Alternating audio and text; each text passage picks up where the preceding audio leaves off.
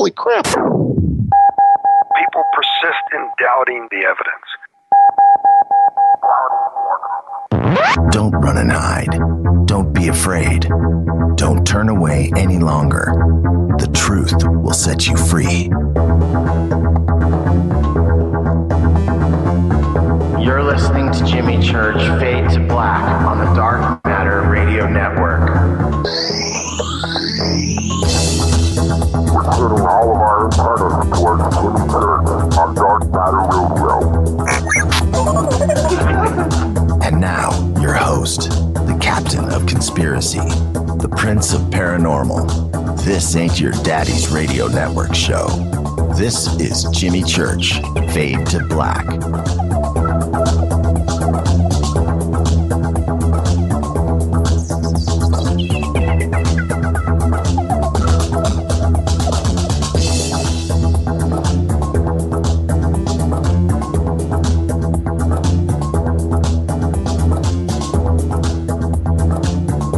Oh, yeah. I'm in a trance. Space boy. I'm like in full-on zombie mode. Oh, man. All right, let's go. It's Christmas. Merry Christmas, everybody. Merry friggin' Christmas. Merry Christmas. I want to know really quick in Twitter. I'm running Spaceboy here, the audio in full stereo here in the studio. Does it sound any different out there? I think we were only running one channel for the last year. Yeah. All right, let's go. Let's get this cracking. Calls are coming in already? I didn't say open phone lines. Not yet. Not yet. Fade to Black. Bespoke radio for the masses. Today's Tuesday, December 23rd. 357 days into the new year. 8 days left. Live from the TruthFunders.com studios right here. Downtown Burbank, California. Truth Funders, the #1 crowdfunding platform for paranormal films, research, expeditions, and inventions of the unknown. Just a few days away from the big launch, officially, December 27th. Unbelievable. Truth Funders is here. For KJCR and the Dark Matter Radio Network, I am your oh-so-humble host, Jimmy Church. I would like to welcome everybody listening all around the world, all across the United States, hither and thither, to and fro, east and west, north and south, far and near, up and down. Our good friends of the Great White North, Australia, New Zealand. Look at these phone calls. What's going on? I'm not taking phone calls. Is this some plan? Let's bomb church tonight before the show? Well, you know what? We're not picking up. Not yet. It's going to be a busy show. Today, Micah Hanks will be joining us at the bottom of the hour, followed by David Wilcock for the second half of the show. Big salute to the proud men and women in uniform. Man, that sounded good, that Space Boy intro in stereo. I'm serious. Did it?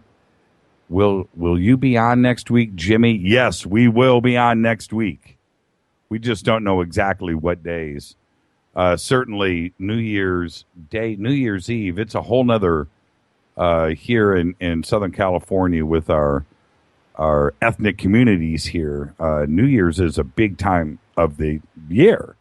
They celebrate New Year's like on 4 different days. So I got to be there for every one of them.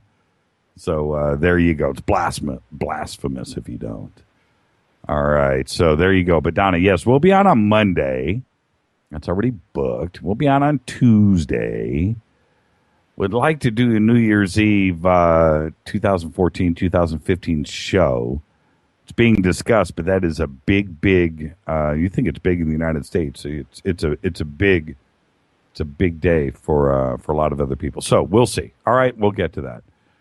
Let's see. Where was it? Big salute to the proud men and women in uniform. Without them, there is no me, there is no you, there is no us, and you couldn't hear me right now. Think about that.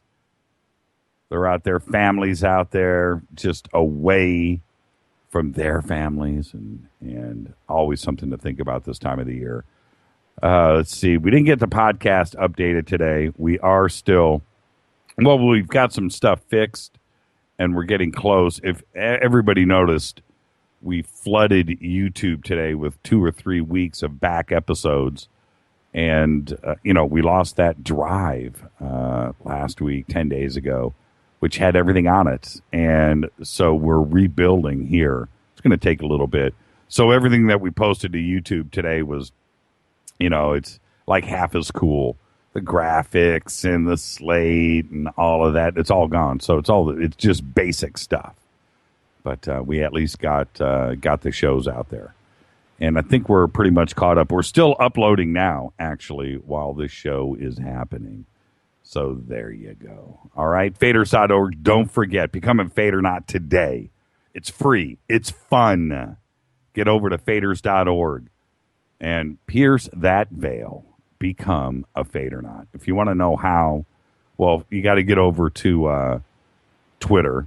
Start there and say, I want to become a Fader-Not. One of the Fader-Nots will hold your hand and figure out how to get it done. Follow us on Twitter at JChurchRadio. If you can't tell by now, yes, I've got a cold. I got taken down about 4 days ago, and it really started to kick in yesterday. Today, can barely breathe, but I'll get through it. The show must go on. Thank goodness tomorrow's New Year's Eve or Christmas Eve. It came just at the right time, so I can rebuild the body before Monday. All right, faders.org. Yes, okay, boom. Today, I'm ready. Let's get the show cracking. Maynard James Keenan, guest request from Greenlee 331. Interesting. I've known that guy for a long time. I never really thought about that. That's a good call. That's a good call right there. Today, Iron Maiden guitarist Dave Murray is 58 years old. Never thought I'd see the day that I would say those words. He's one of the original members of Iron Maiden. He has appeared on every one of their releases. Think about that for a second. Dave Murray, 58. Now, as much as I like him, he used to be like a skinhead. He was like a hardcore dude before Maiden. And well, he's hardcore now, but he was hardcore, man. He was a street thug. And I was watching. Oh, you know what? Let me continue. I don't want to embarrass him. But Dave Murray, 58 years old. Also today, Eddie Vedder is 50 years old. Now, check this out. When I was thinking about Eddie Vedder today and his success, and I thought, man, lead vocalist, Pearl Jam, probably got it going on. So I go and I check out his net worth. But I found out a couple of other interesting things today, just poking around. Number one, Eddie Vedder, he's worth about $90, $100 million. That's a lot of ducks quacking in the pond. That's a lot. But the top two guys, the top two singers/musicians worth the most in the list. Number one, Paul McCartney, $1.1 billion. Number two, Bono. Now, Bono, you would think, well, check this out. Bono is $600 million. But that's not the interesting thing about Bono. And I don't know if you know this. Check this out. There was a time when Bono's net worth was over $1 billion. He was actually the first billionaire musician. Through his private equity firm that he owns, Elevation Partners, Bono purchased 1.5% of Facebook before their IPO. Trip on that. Now, if right now the market cap on Facebook is $44 billion, as it goes up, so goes Bono. That's right. If Facebook gets up to, let's say, 100 billion market cap, not out of the chances of possibilities here, Bono adds another 600 mil to his net worth. 1.5% of Facebook. Bono. There's so many underlying stories to that statement. That's right. Bono, 1.5% stake in Facebook. Saw that one coming before their IPO. All right, so let's see here. What do we got? Our dead guy's birthdays today is actor Corey Haim. Now, I happen to be a big fan of Corey's. Big fan. Tragic end to his life. 1971, he was born, to 2010. We all remember when he died of pneumonia. You know, there was prescription drugs involved, but nonetheless, it was pneumonia. Died down the street, right down the street from us, right here. He lived over at the Oakwood Apartments, which you can hit with a rock here from the studio. And lived at the Oakwood with his mom. Got sick, asked his mom to come and take care of him. They lived together there at the Oakwood, and that was about it. She called 911, and it was over. But Corey Haim starred in 2 of the great films of all time. Two. License to Drive and Lost Boys. And a bunch of other really good stuff. But I just like Corey. I did.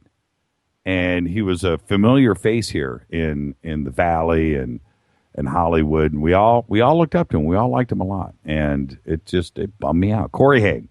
Anyway, License to Drive. Go peep that film out. If you haven't seen it, and it's funny from beginning to end. And, of course, Lost Boys. Let's light up Twitter really quick. Where's Gene? Gene's not here. What about Bear? I heard Bear wasn't here tonight. What's going on with that, folks? Somebody go chase down Bear. I can't do the show without Bear. I'll stop this right now. I'll call up Micah.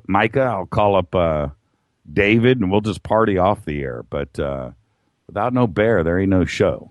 Just letting you know. No Gene, no show. Twitter. What do you want for Christmas? That's what I want to know.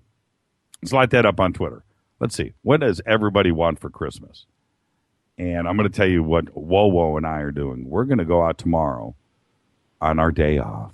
We have a bunch of plans, but we're going to go out tomorrow, and we're going to buy each other Christmas gifts tomorrow in person. How's that? Is that romantic? Oh, no. We don't have any free time. So that's what we're going to do tomorrow. And that's how we're going to get her done. Tonight, Micah Hanks, David Wilcock. Tomorrow, Thursday, we're taking the day off to spend some time with family and friends. So I will take the chance now to say to everybody, Merry Christmas, Happy Holidays.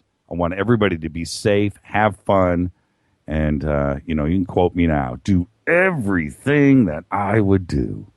Just don't get arrested. It's the best advice I can give you. Email throughout the show, Jimmy@jimmychurchradio.com. Follow us on Twitter @JChurchRadio. #DMRadioNet. All right. Now, you know what? I'm already out of time. I got so much to do. You know what? Let's just jump. Let's jump right now. Let's get the break out of the way. This is Fade to Black on the Dark Matter Radio Network. I'm your host, Jimmy Church. Oh, yeah.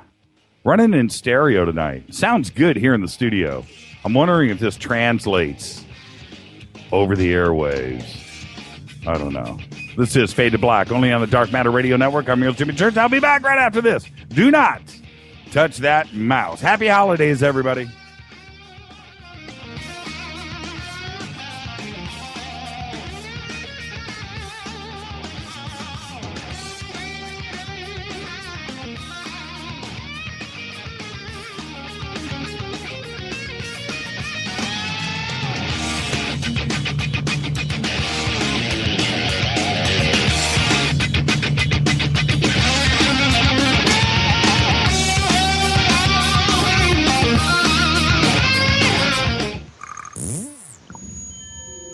You're listening to Jimmy Church Fade to Black on the Dark Matter Radio Network. What's up, revolutionaries? It's me, Jimmy Church. Do you have an IRS or state tax issue? Well, I did, and I called national tax experts.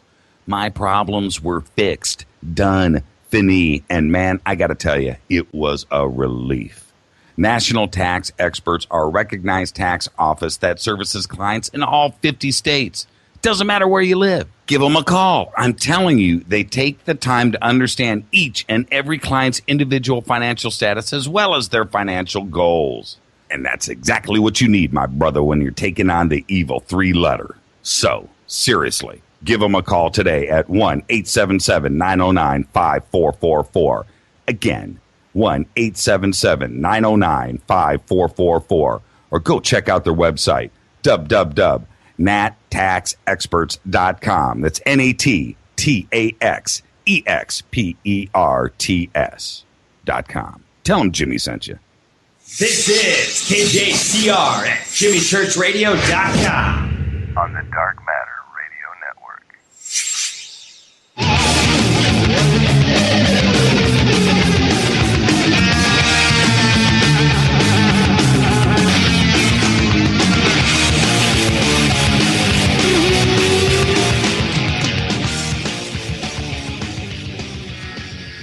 Ed Williams wants snow. Rich in Vegas wants disclosure. Miss Michelle wants better boots. James wants to move to California for Christmas. Disclosure. Wow. Again, from Carol Peralt. Bex wants a stereo monster cable. I already got my Christmas wish with landing a position at Truth Funders. My dream realized. Check that out. That's what I'm talking about. That's from George. Merry Christmas, everybody. Let's get to some email. Mark says, I was checking out some shows over the weekend, and of course, Michio Kaku and Bobby Schroeder baked my noodle. During Dr. Kaku's interview, you asked him if he was aware of Robert Schroeder's theory. Did you send him the info? Yes, I did. And can you talk about what he thought of it? I never found out. Kaku was a bit disappointing until I understood that you just can't talk to the guy about E.T. like Stanton Friedman. You're absolutely right about that. This email's from Deborah. She said, just listen to episode 173. I think perhaps there was a message in the willow tree Tom Reed was shown, but apparently did not understand. Yes, it may have been associated with something medical, but it also may have been something more symbolic. For Native Americans, it was long used for fevers and illness, but it also symbolizes how you could be in life. You can be a mighty oak, strong and stiff, but when it comes to storms, the oak often will break. Interesting. The willow, on the other hand, bends and sways in the wind undamaged. Perhaps it was telling him there would be storms he would face in the controversy of his story and in his future. Perhaps the message was to be flexible and go with the storms he would face. The whole idea was paraphrased by Bruce Lee years later in Be Water, My Friend. That's what I'm talking about. Let's get to some news. The news you may not know anything about. Despite the threats from hackers, Sony is making the Seth Rogen comedy available at limited number of theaters starting on Christmas Day. And I'm proud of all those independent theaters out there that have chosen to make the move. They know nothing's going to happen. So far, the independently owned theaters in a dozen states say they've agreed to show the film in a dozen states. And more theater announcements are expected. Theaters have until 6 p.m. on Tuesday, today, to request copies of the film from Sony.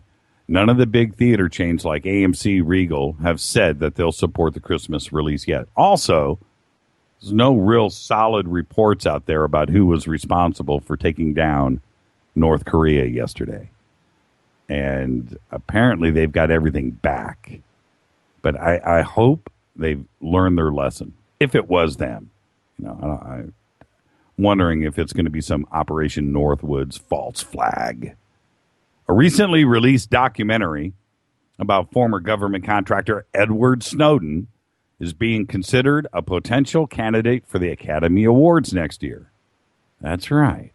But the flick, Citizen 4, is now wrapped up in a lawsuit.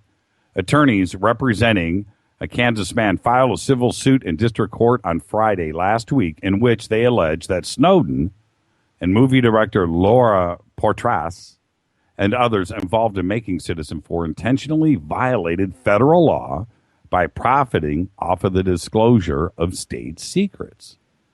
This, and I'm quoting here, this is an action on behalf of the American people to seek prompt imposition of the Supreme Court's essential financial remedy, a constructive trust, to redress unjust enrichment by ensuring that ill-gotten gains are disgorged. The lawsuit continues. It says, and I'm quoting, this deters breaches of fiduciary duty, addresses irreparable damage to the safety of the American people, and prevents dangerous disruption of foreign affairs due to irresponsible conduct of disloyal government operatives and entertainment industry collaborators. Holy smokes. Really? Now, what's important about this is if this goes through, that's when you're going to have to put some people on the stand. There's going to be some crazy stuff brought forward. I just don't see it going that far. Government's not going to allow it. And would Snowden have to take the stand?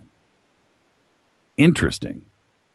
Florida has surpassed New York as the third most populous state in the country. A milestone that solidifies the Sun Belt's growing dominance and continues a powerful demographic trend that has shaped much of the nation's population growth for more than 60 years. Now, check this out. The nation's three largest states in the South and West are California.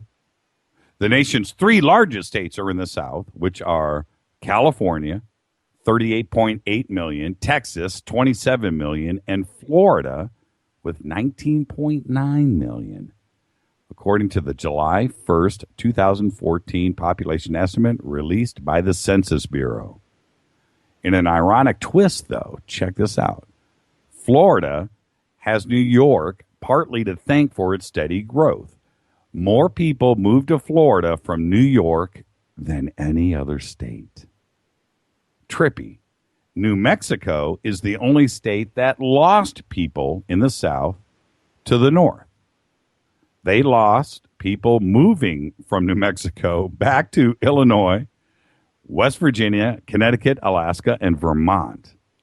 I explain that one.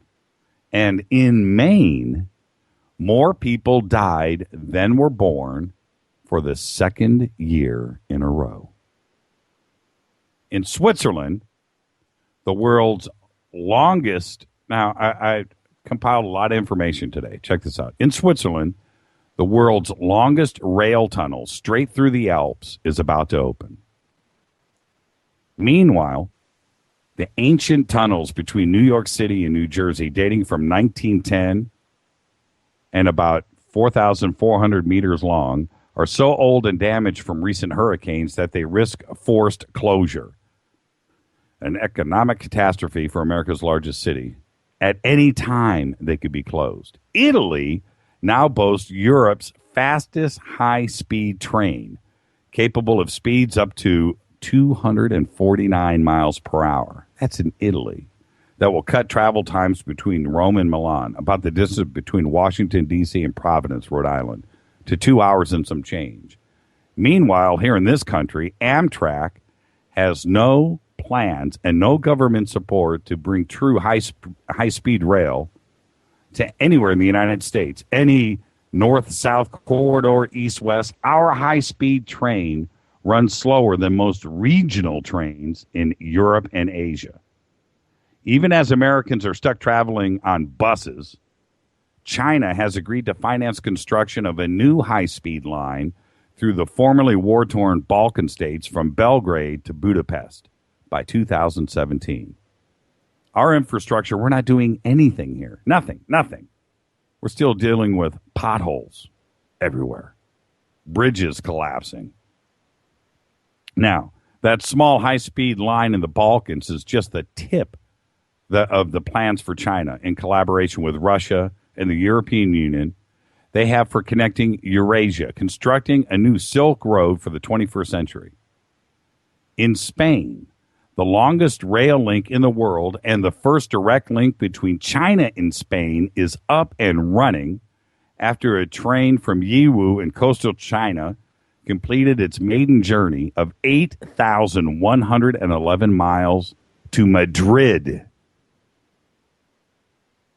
Brazil plans to build a $185 million undersea fiber optic cable that will connect it to Portugal. Why? Because they're trying to avoid surveillance by U.S. intelligence authorities. And that's according to Bloomberg. The cable will be built completely without the help of U.S. companies. It's crazy, but the rest of the world is not waiting while here in the United States we just debate everything that we want to do with the future. I just don't get it. I've said it so many times. If I was president, that's the first thing I would do. Is I would end unemployment overnight. Completely.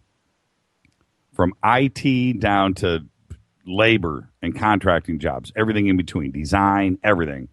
I would rebuild everything in this country. Every highway, road, and every school. I'd build 2 schools to replace every one. That's what I would do. Get it done. I would do it in 4 years. I'm serious.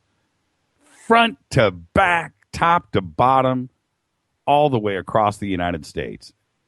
It's nuts. It seems like every country's got better internet, better roads, better that. We rank down on so many different things. We're not the leaders anymore. And I just wonder, do we care? I know that we do care, but it just seems like we can't do anything about it. And we're constantly fighting, not only amongst ourselves, but with Washington. It doesn't mean anything to be a constituent anymore. It means more to be a lobbyist. It's crazy. This isn't a political show, but I'm proud of this country. And I look at stats like this, and I just get angry. It's not right. It's not. I'm proud of the men and women in uniform. I am. But we've got like 900 bases around the world. Do we need all that? Really? Really? You know what I mean? When I drive around and I here in California where it doesn't even rain, we have potholes here. I know what potholes mean after winter back in the Midwest. It comes with the territory, but it's we shouldn't have it. Every road in California is just gnarly. The only ones that are real here in Southern California, and unless you live here, you don't know, are the toll roads, the private roads. Those are the nice. You'll be driving on a state highway, and then cut off, just on the freeway, and then you pull off on the toll road, and it's like glass, perfect. But what was behind you, that state-owned stuff, is gnarly, and it's just not right. All right, I'm venting. This is Christmas. It's the holidays. Happy holidays, everybody. Let's break. Let's get to Micah Hanks. I'm ready. Are you ready? Let's get the show cracking. Micah Hanks here in a few minutes. David Wilcock in about an hour. This is Fade to Black, only on the Dark Matter Radio Network. I'm your host, Jimmy Church, bespoke radio for the masses. Follow us right now on Twitter at JChurchRadio. I'll be back with Micah Hanks right after this. Stay with us.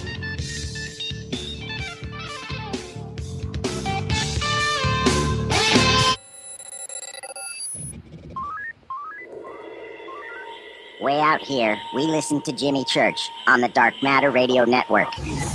Dark matter. Dark matter. Dark matter. Dark matter. Dark matter. You're listening to Fade to Black on the Dark Matter Radio Network. ¿Qué tal, mis amigos yo soy Mario Carson, el tiburón, y los invito para que escuchen a mi buen amigo Jimmy Church Radio. ¡Claro que sí! Oi, oi, I'm Reese Evans. You're listening to Jimmy Church. This is Revolution. The revolution will not be televised. The revolution is on radio. Ciao.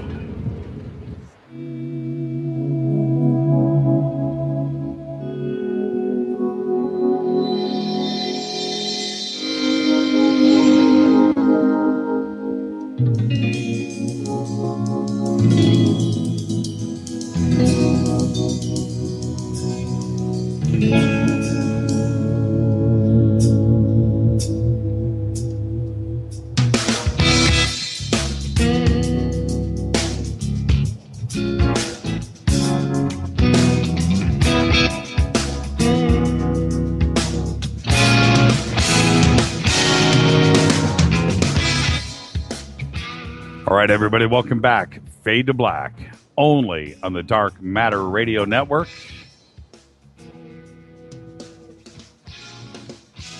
Got some problems here. What is going on the Dark Matter Radio Network? Has nothing to do with the show. All right, Micah Hanks is a writer, researcher, lecturer, and radio personality whose work addresses a variety of areas, including history, politics, scientific theories, and unexplained phenomena.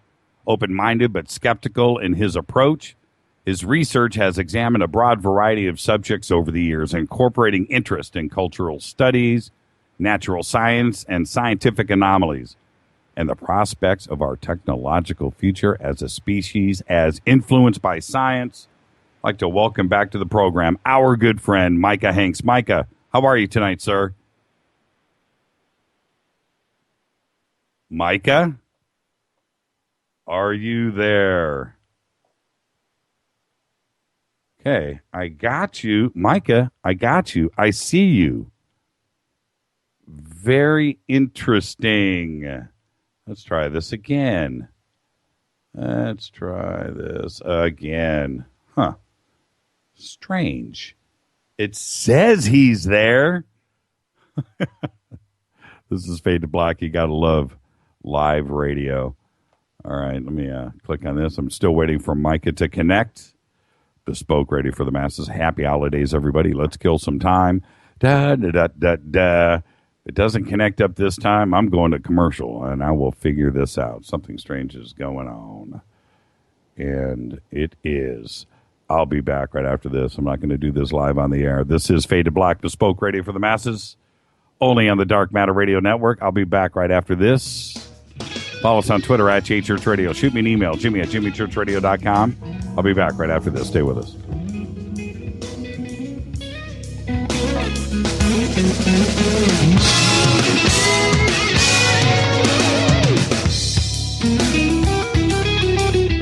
Hi everybody, this is Rob Halford, the Metal Guard on jimmychurchradio.com. What's up? My name's Brian Taylor, Ninja Badass Extraordinaire, and this is jimmychurchradio.com. JJCR in your face. JimmyChurchRadio.com on the Dark Matter Radio Network.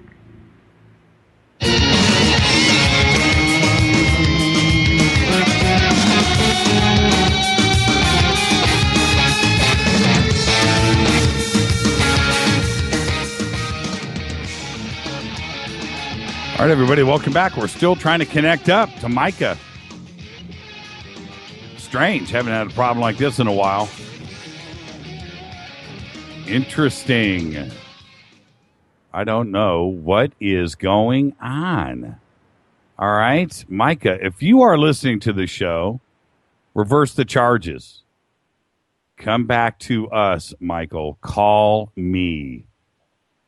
Call me, and I will pick up. Something strange is going on with our phone system. Huh. Well, what we were going to talk about, I'll set the stage while I'm waiting to see if we can get this connected up. We were going to do some history on Christmas. We're going to do the wrap of the year, some of the interesting things that has gone down out there. Micah, are you there? Absolutely, sir. As always. Man, what was going on with that? Oh, do we have trouble reaching me? Yeah. How are you tonight? I'm doing well. It sounds like the NSA is intervening as usual. So yeah. Even on Christmas, you know. So these guys, they never take a day off, do they? No, they don't. They don't. And hey, what do you think, Micah? Before we jump into all of this, who do you think was messing with North Korea?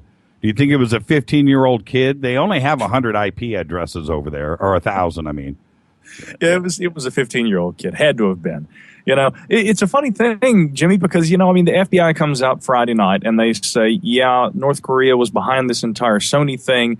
Now, I mean, there have been a lot of different attitudes about that. I think Vice and Wired magazine, they've been, espousing alternative scenarios. A lot of people in radio and broadcasters saying this and that. My gut tells me that we don't have the whole story here, but it's going to look really bad if we come back and we find out, you know what? North Korea wasn't behind any of this. Now, with regard to their internet outage, I mean, it's anyone's guess. But, of course, we know that our commander-in-chief had gone public and said that there would be, proportional responses, I think may have been the term that he used for it. So when they had that great big, what we call a wide area network outage. Right. That had a lot of people wondering if that's what Mr. Obama had been talking about. So, what is this, Jimmy? Are we looking at the future of warfare in the cyber realm? I think maybe so. Question is, who's doing the fighting? When all of these warnings were talked about, let's go back about 10 years when they were talking about, they could poison our water system, they could shut down our electrical grid. These are some of the fears. What if they took down some banks? What if tomorrow we don't have credit cards tomorrow and ATM cards? I don't know about you, but I run around with about $8 in my pocket, and I don't carry Krugerrands around with me or pocket full of gold or cash or anything. I have nothing like that. No, I think I speak for everybody out there. What if something like that went down? And I would like to think that Sony, of all things, if you're an employee of Sony, Micah, it's Sony. It's a Japanese company. It's a research company. It's a technology company. If there's one country where your data is cool and they've got a good IT department, isn't it Sony? You'd think.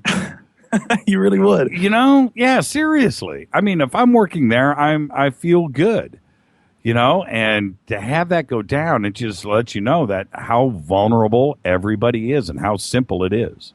Well, it doesn't help that there are these information releases that have actually contributed to that vulnerability. I don't know if you follow, for instance, we hear this hot term a lot in the media right now, Jimmy. We hear Aurora, whether it be Project Aurora or Operation Aurora or the Aurora Project. They're all three different things, but I believe of the three I'm talking about, Operation Aurora here, there was a wide, actually I think one of the three had been an attack against Google, a cyber attack. There was an FOIA request about information pertaining to this, and the DHS accidentally earlier this year released information pertaining to a Aurora project, which had all to do with essentially the electrical infrastructure of the United States, and literally released very sensitive information about how that could be hacked and essentially taken down. Now, guys like you and I in media, we hear an awful lot about EMP, electromagnetic pulse, whether it be weaponized or a mass coronal ejection from the sun. There's a lot of doom speak about this kind of a thing. It doesn't help too much, does it, when the DHS is erroneously releasing information that could actually be conducive to people who wanted to take out the grid from within. So this cyber hacking stuff, I'm telling you, brother, it's looking like it's becoming a very, very, very pronounced concern, especially as we look ahead to 2015. Yeah, and I think that as a country, and certainly as a corporation for Sony, when something like this presents itself, then we have to take a stand. Yeah. And whether it's wrapping the knuckles of North Korea and shutting them down for 9 hours, I would have sent them to their room, made them stand in the corner for a couple of weeks.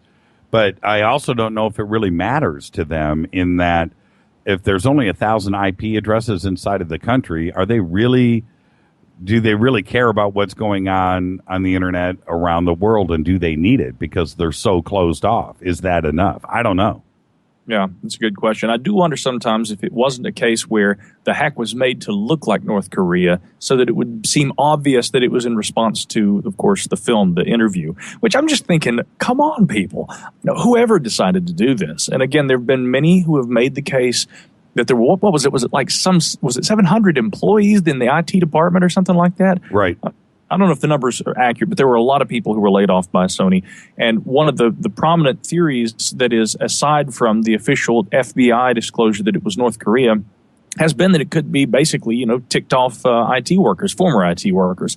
Is it beyond the pale, beyond the stretch of the imagination, I should say, that they could have made it look like it was a North Korean job, in the sense that they would have actually utilized Korean language, as we know the hackers did? I got questions about it, but, again, something tells me that we're not getting the full story here. And I know for a fact, as you do, that the media has such a tendency to jump to conclusions and to say things before we have all those facts. And so by the time we have to look back down the trail that we just followed, leading from then up to the present, half the time we don't know where we stand because we have to pick through all this bad information that's been put out there because everybody's too quick. They've got their finger on the hot button. They're ready to hit publish and get this information out before anybody else does, and that leads to a lot of bad reporting. Yeah, exactly. And there's one other thing that feels funny to me about this whole thing, and that is if North Korea had nothing to do with it, then I would suspect that they would stand up and go, you know what? We've done a lot of saber rattling. We've done a lot of talking, and we do that from time. But this time it wasn't us. This time it just wasn't.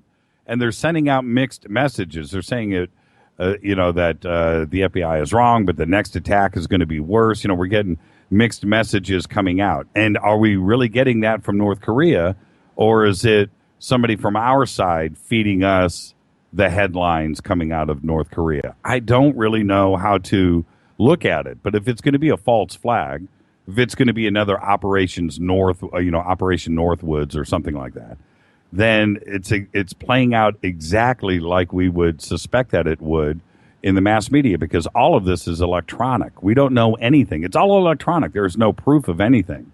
There's no photographs. There's no video. We don't have that kind of proof. It's all virtual. It's all out there electronically. So now what do we believe? Everything that we're looking at now can be generated electronically by us. Oh, yeah. And I'll tell you, even if it comes to a subject near and dear to our mutual hearts like UFOs, something that I absolutely have to emphasize to people is that you have to understand, if you want to understand the way that people's attention and their focus and their interests can be directed on any subject, you look at the history of propaganda in the media, especially here in the United States. But really it happens anywhere in the world, no less than during wartime. And of course, many people are saying that we're going into a second Cold War here. So however you want to look at it, I mean, there's absolutely no way, I think, that you can exclude that distinct possibility that propaganda shapes a lot of this.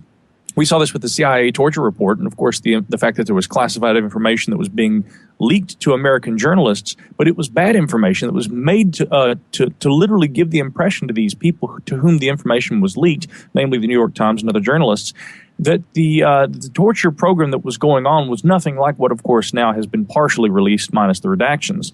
And so, yet again, we have to take into consideration there are also journalists who over the years have said that, there's no serious journalist in America who hasn't got the CIA in their pocket. I'm paraphrasing, but the point is that there is truly, and I don't think we have to go completely conspiratorial to talk about all this stuff. I really don't mean to come across sounding that way, Jimmy. I think I just mean to say that historically there is precedent for the control of media and information via intelligence agencies in the United States and elsewhere. And that always happens, and you have to take all of that into consideration before you really believe anything that you read anywhere. Yeah, and when I look back at 2014, it came at us from so many directions. It was like every couple of weeks we had some pretty sensational things that went down this year. And I think it's a year that we're not going to forget for a long time.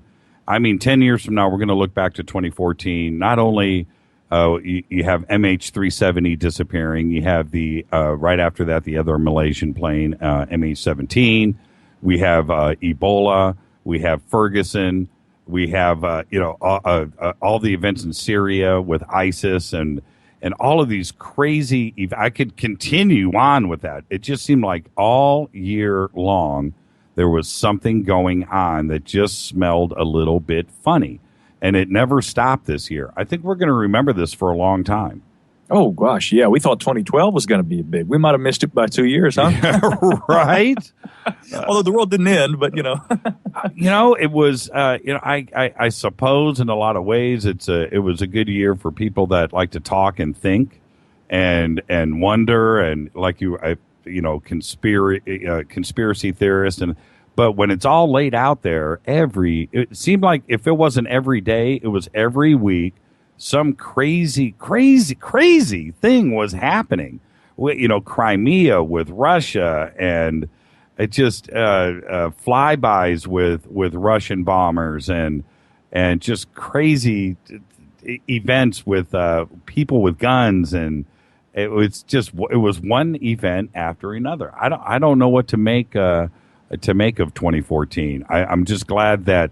In the end, we kind of, here we are a few days away from New Year's Eve, that we came out of it pretty unscathed. It seemed like it was about ready to unravel at any minute. Yeah, it certainly was. I mean, if we look back, just briefly here, Jimmy, to kind of canvas, some of the top stories, that I've looked at this year. I mean, it's been, and I want to point out, by the way, when we're talking about big news, and I think the same goes for what I did on my Graylian report this week, we looked at predictions for 2015. A lot of the time people tend to gravitate toward the negative, and I really try to always be careful about doing too much of that. I mean, I think there's always, because it's the human condition, really. It's what we call life on Earth. There's always going to be good and bad.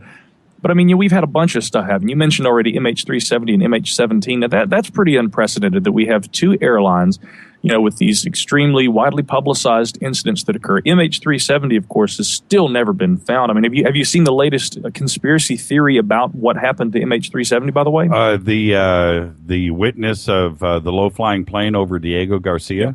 That's right. Yeah, we've got, I think it's Marc Dugain is the name. I think he's a former French, I believe he's actually a chief executive of Proteus Airlines. Anyway, I think he's a novelist now. He claims he's spoken to people and has even been warned about saying too much about his own investigation. He's told the press that he's been actually advised against talking about this. But he claims, of course, that there were islanders there that had seen the plane fly close to a U.S. base. And I guess that he kind of insinuates that it very well may have been the case that the U.S. military had shot down MH370, according to Dugain, because they thought it had been hacked and was about to be used in a terror attack. That's a concerning thing to assert, but by the same token, I think that in a post-9/11 America, we have to look at instances where we see, an aircraft of any kind, really, that's behaving erratically or that's flying off of its stated course, and we know that NORAD gets involved pretty quickly. So, it may not be out of the realm of the possibility, but if we think about other things that could have happened to MH370, the idea that the plane it was a suicide mission and the pilot took the plane down. We do know that he had, of course, had these flight simulation software. Actually, it was more than just flight simulation software. I mean, this guy had basically an entire very elaborate virtual cockpit in his home, apparently. So there were a lot of interesting and kind of fishy things about this. There was a story that I didn't see a whole lot of people reporting, but it was very interesting. There was purportedly a guy who had received a text message from a phone from one of the people who had been on the plane. It was a black image, but the metadata, or the EXIF data maybe, that was on the image was purportedly supposed to be able to be something that could be confirmed and tied to that phone. And there were allegations, none of this I think can be conclusively confirmed, but there had been allegations that there had been people who were being held hostage someplace and that someone had managed to smuggle his phone out. I won't say how, but I'll leave that to the imagination of the listener here. Mm-hmm. And that he had managed to use this device to text an image indicating that there were people being held someplace. And that still is something that is maintained by a lot of conspiracy theorists. They think that that plane did not crash into the ocean. It was down someplace and that those people may still be held someplace. But how do you lose an airliner like that? You don't. There would have been, look, I'm a very logical thinking guy. I know if it crashed, there would have been debris floating up on shores all around the world. It would have just caught into ocean currents, and something somewhere would have shown a lot of it.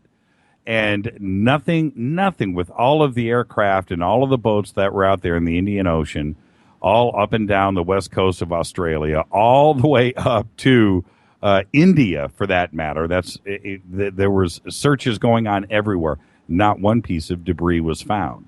So that's it. As far as finding the plane in the water, no, I don't think that's where it is, because we would have seen debris. And that's the smallest of sailboats sinks, and you find something, and that's it. That's the truth. And this was a plane. I'm still perplexed. I'm still way bothered about it. And I'll tell you this: what seems more likely to me, because I've studied a lot of the disappearances of aircraft over the years, especially that of the plane flown by Frederick Valentich back in 1978. One of the leading theories about these planes that go missing is that rather than crashing into the ocean, that they may crash into a forested area or a thick jungle area on one of these adjacent islands or land masses that this, again, MH370 would have been traveling plenty close enough to. Again, when you crash into land, you'd think that there'd be fire and stuff all over the place, and that the wreckage would be dispersed. Sometimes that's not the case, especially now. It's harder, of course, with a commercial aircraft. And I should point that out before people start rolling their eyes. But, with smaller aircraft, it's absolutely not beyond the realm of the possible for a plane to go missing. And sometimes it's decades before the wreckage is ever discovered.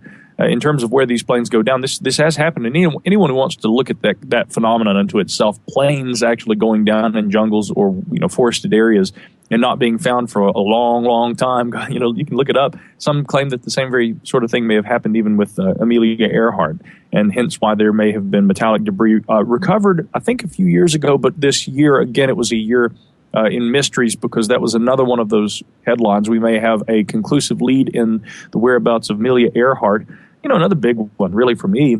And I think that everybody has to look at this one, because everybody loves The Walking Dead, right? Mm-hmm. And for some reason, people kept tying Ebola in with zombies. But Ebola, I tell you what, I don't remember in recent memory another year where there was such a singular year for disease as this one with regard to Ebola. And funny enough, there's so little said about it here in the United States, but it's still raging in Africa. What happened to Ebola? Anybody else other than me wonder what happened to Ebola? I think I mention it pretty much at the beginning of every show. What happened? What happened to Ebola? What happened? It was a 24-hour news cycle there for a couple of weeks, and suddenly it's gone. It's gone. And, well, you know what, though? See, you bring up a really good point. Just like with Ebola, it happened with MH17. It happened with MH370. It happened with Ferguson. It happened with the Ukraine, and it happened with ISIS, where suddenly it's just the news decides one day it's not worthy enough. That we're moving on. What's going on in the Ukraine with MH17, with MH370, and with Ebola. All of these are continuing stories, but the mass media just decides, you know what, that's not good enough. Today we're going to do Bill Cosby. Yeah, but that's a big story too. Well, and then eventually, what it's going to get to the point with Bill Cosby. I don't know how many women have come forward, 300, 400, 500 at this point, and so at what point does woman number 501 come forward and they go, you know what, thanks for contacting us, but it's just not a story anymore. And that's what the mass media is doing. And they did it with Ebola. They put the brakes on it. One day it was the most important thing for humanity, and then the next day it's not. And you can't have it both ways. Yeah, well, Time Magazine, at very least, paid it due diligence in making, as I understand, the person of the year for 2014, the Ebola fighters. Now, I maintain my first problem with that, Jimmy, is that, Time Magazine, it's great. They always have their person of the year, but the Ebola fighters is not a person. I mean, I see what they're doing. I see where they're going. But, to me, what that really means is that, well, we didn't want to pick Vladimir Putin again. And yeah. And so we're going to give it to the Ebola fighters, and that way we can put that, that cultural image that's been ingrained in all our minds ever since the first reporting of Ebola, but it's existed for so much longer. I'm talking about the hazmat suit, of course. Sure. Arguably the most popular Halloween costume of 2014, yeah? Was it really? That's funny. That and bare-chested riding a bear, Vladimir Putin. That too, but otherwise known as sexy Vladimir Putin. Yeah. Well, Raul Castro missed the Time cover by about a week. If he would have just made that phone call to Obama a couple of weeks earlier, Time magazine has a way of picking those kind of guys. Don't forget. Remember, Khomeini wasn't Khomeini on the cover at one point? He was Man of the Year. Probably. Yeah. Yeah. Hard to keep track, I wasn't surprised in the least, though, although I think I would have been. Now, granted, I should say, coming back to Putin, he was given honorable mention, but he just wasn't Man of the Year. But what I think we really all know is that Time really wanted him to be the Man of the Year, and they gave it to the Ebola fighters just because, well, again, Cuba came too late, and, well, Russia, they've already done this too much in the past with him. But, speaking of the whole Russia thing, I mean, my gosh. One of the most interesting things that has happened in recent weeks to me has been that in response to the CIA torture report, despite all we've seen in Russia over the last year with Crimea and annexation and all of this, Russia denounced the torture report and the inhumane treatment of detainees. And I don't want to be somebody who just, demonizes Russia. I think that there's plenty of that going on. But by the same token, I kind of look at this and I'm thinking, yeah, people need to be held accountable, but Russia, really? Yeah, if I'm a spy, probably the last place I would want to be caught is Moscow. I mean, that's a bad night in jail right there, man. Oh, yeah. I was a little outspoken about all of that when the report came out, and my take on it was, and I don't even know if I should go there again. I got enough email about it, but what did you expect to be in that report? What is it that you expected? That nothing happened? And that's it. That's where, I mean, anybody that wanted to complain about it and about human rights, well, what did you expect? What did you honestly expect to be in there? That it was all rainbows and roses, is that what you thought? That we had somebody we needed to get information from, and we put them up at the Four Seasons in Paris and let them order room service. What is it that you expect? And that's it. I really don't want to know. Somebody sent me when everything is out there about 9/11, and we're not going to go there now, but. When it comes to 9/11, that day and the weeks immediately after 9/11, before all of the other reports started to come out and all the theories are put on the table. But if you're out there working in a clandestine service somewhere and something like 9/11 happens, everybody's fired up, and your boss says, "We got this guy in the other room, and we need to get information out of him." Everybody's emotions is flying. Absolutely. So what did you expect? What is it that you expected to have happen? Nothing? And that's it. I'm not saying it's right. I'm not saying it's wrong. I'm just saying, what do you expect? That's all. That's all. That's my position. I am right there with you. Again, I don't condone torture in any circumstance. But neither do I. But by the same token, I also realize, I ask people to remember.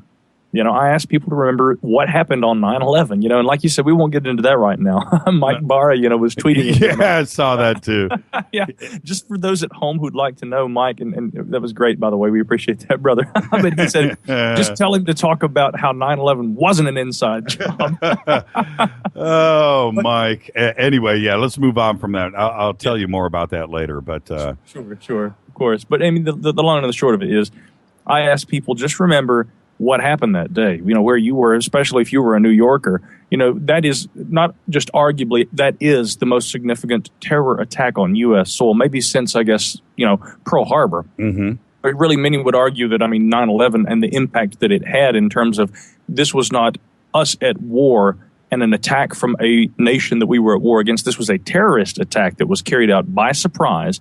Remember 9/11. And then when you consider what happened, as is related in that torture report, remembering that we don't condone torture, we look at that and we remember also what was happening around that time. And it does, if not account for it, it certainly explains, I think, at very least, why there may have been some of those mistreatments that occurred. And so, yeah, I'm with you. I really am, Jimmy. Yeah, somebody just tweeted, Jimmy, I thought you said there's if a child was kidnapped, for example, that comes in from Ken.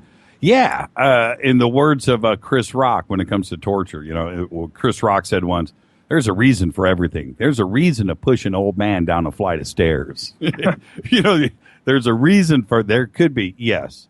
And so that's it. We need to move on from that. So I just get, I'm a dad. I have kids. I have a wife. I have family, just like everybody else does. And, my emotions run strong and deep. And if something affected my family directly, and I have a way of extracting information from somebody, well, you know what? Give me 3 minutes and let me have my crack at them. That's it. That's the truth. I'm not condoning anything. I'm just saying that there's a reason for everything. I think you're right. There's never not a reason. So, okay, let's, we're at the top of the hour. This is Fade to Black on the Dark Matter Radio Network, bespoke radio for the masses. We are talking with Micah Hanks. Happy holidays, everybody. Follow us on Twitter. Twitter is on fire tonight. I have received, I'm looking over here now, 990 tweets since the start of the show. And it's just absolutely amazing. And Micah, you're Micah Hanks, right? I am, yes, I'm one of those lucky individuals who on Twitter got my own name. So I'm at Micah Hanks on Twitter. That's how you find me. Okay. So everybody say hi to Mike. I think they already have tonight. Come hang out with us at J Church Radio. All right. So it is this season. Does it snow out there where you are? Oh, yeah. Yeah, I'm in Asheville, North Carolina, and it's a wonderful city for a number of reasons. First and foremost, it rivals back and forth Portland, Oregon as being Beer City, United States. Right. And it really is. I mean, there are so many wonderful breweries here, which is good because when it gets good and cold in the wintertime and the snow does begin to fall, you can warm yourself up in a number of ways. Haven't had all that much snow this year, though. They're saying, according to the Old Farmer's Almanac, it's going to be one hell of a winter. I'm still waiting to see if that's going to happen, but we had an early snow, I think in, maybe late October or so. 5 inches I got out here at the Graylian Bunker. So, yeah, we get snow out here from time to time. I had said, who was on? Oh, it was Joshua P.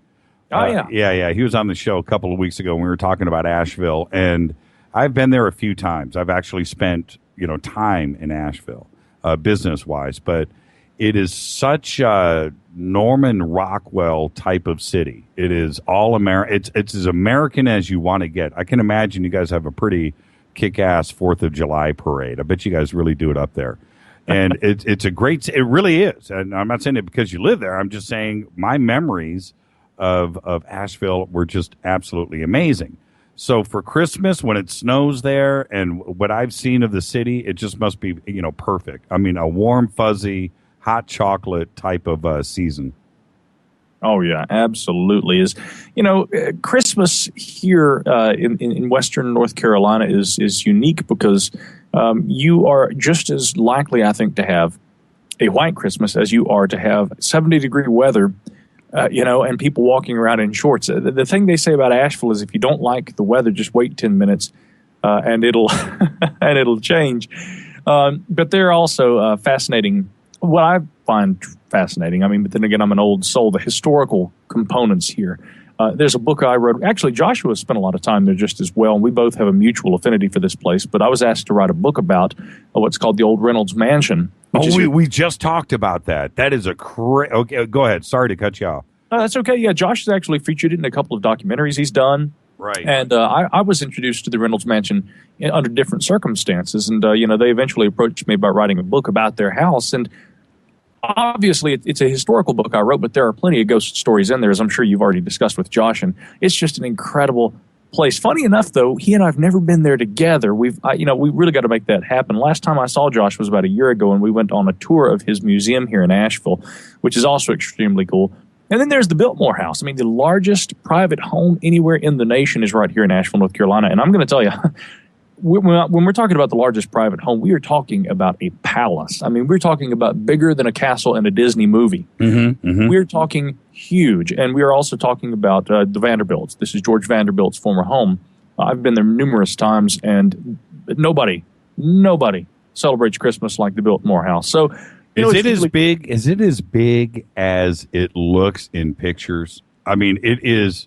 When people, they probably don't even know the house specifically that you're talking about, but yet they've seen it a million times. I mean, it is a very famous house, but it is humongo beyond I mean, there's big, and then there's stupid big, and then there's that. It's the Biltmore's in its own classification. Is it really that big when you get there? Or is it just nuts?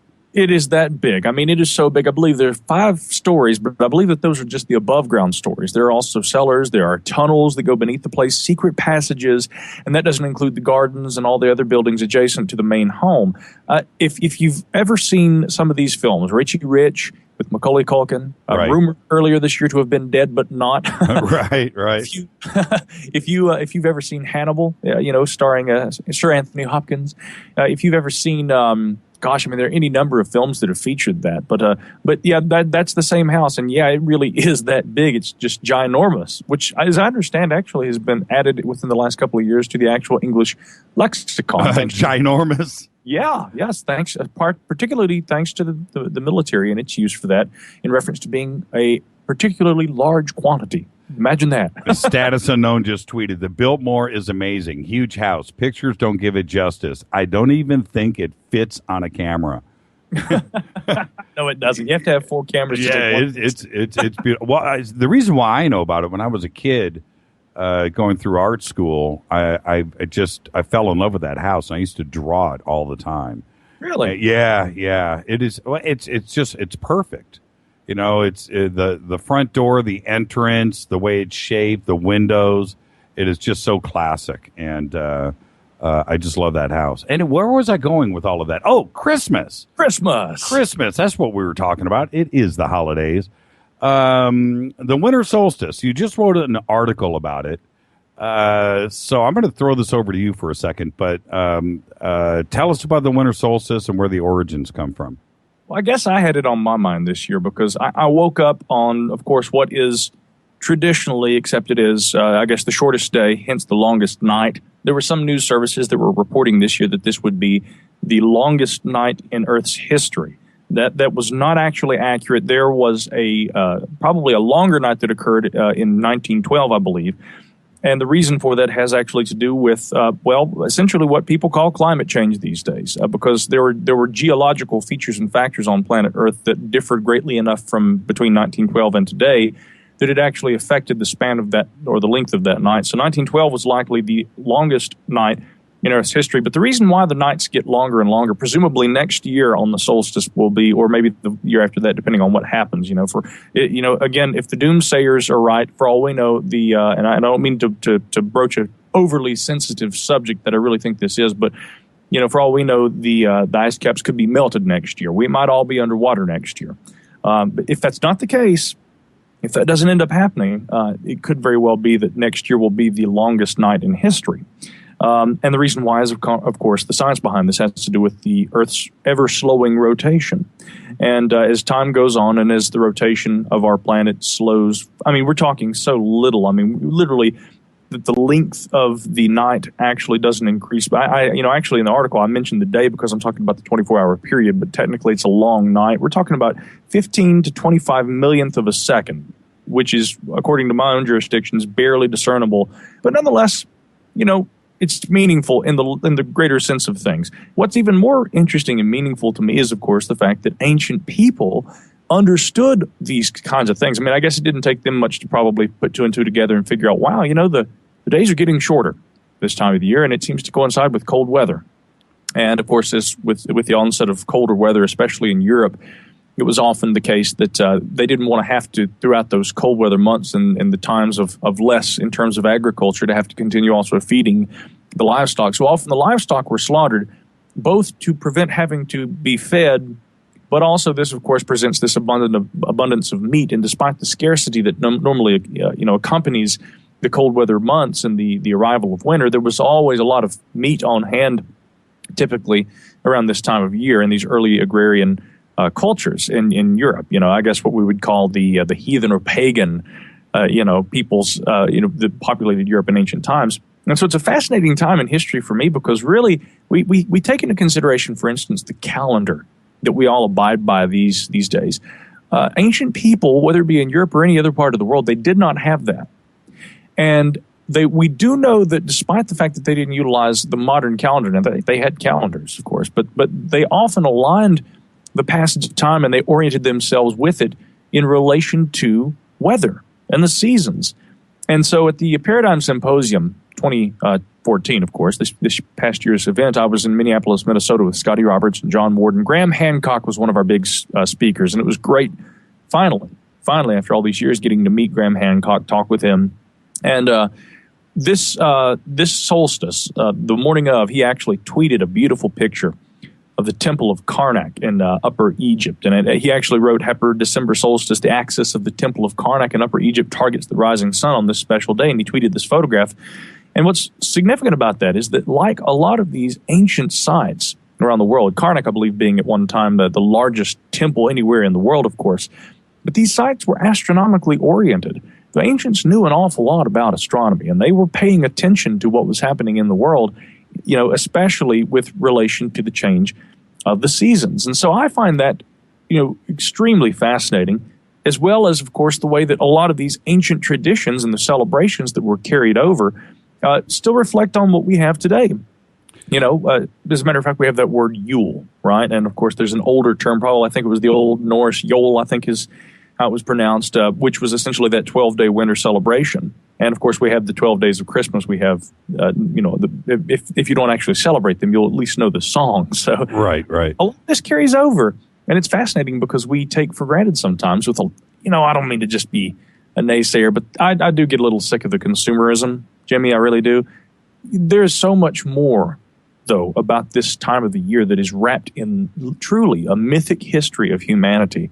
And if I can say one thing to people, I hope that they'll recognize that as they enter this Yuletide season and remember where we are and when we are and who we are. It's incredible, and we've carried so much over, and yet we've, I think to quote Doctor Who, it's that amazing human superpower of forgetting. We forget so much about the ancient past. So remember, it's not the 5th of November, but we've got a lot of history behind our season here. Do you have kids? I don't. I do not. When did you find out that Santa Claus wasn't real? Pretty early age, actually. I was my parents, interestingly enough, they were kind enough to introduce me to books on UFOs, Bigfoot, things like that, because they said there's at least a possibility about these things, and we find them interesting. You might also. Santa Claus, on the other hand, is not real. Your parents told you that? Oh, hell yeah. Oh, yeah. Man. Yeah, so, they wanted to be realists, and... Wait a minute. How old were you when they dropped that bomb? I think that the Santa Claus bomb coincided with them giving me Ivan Sanderson's book, Abominable Snowman, Legend Come to Life. I guess, in other words, they might have said, we would prefer you read about this snowman than that snowman, and that was age 5, I believe, yeah. Yeah, it was 5 years old for me, too. My sister, Carol...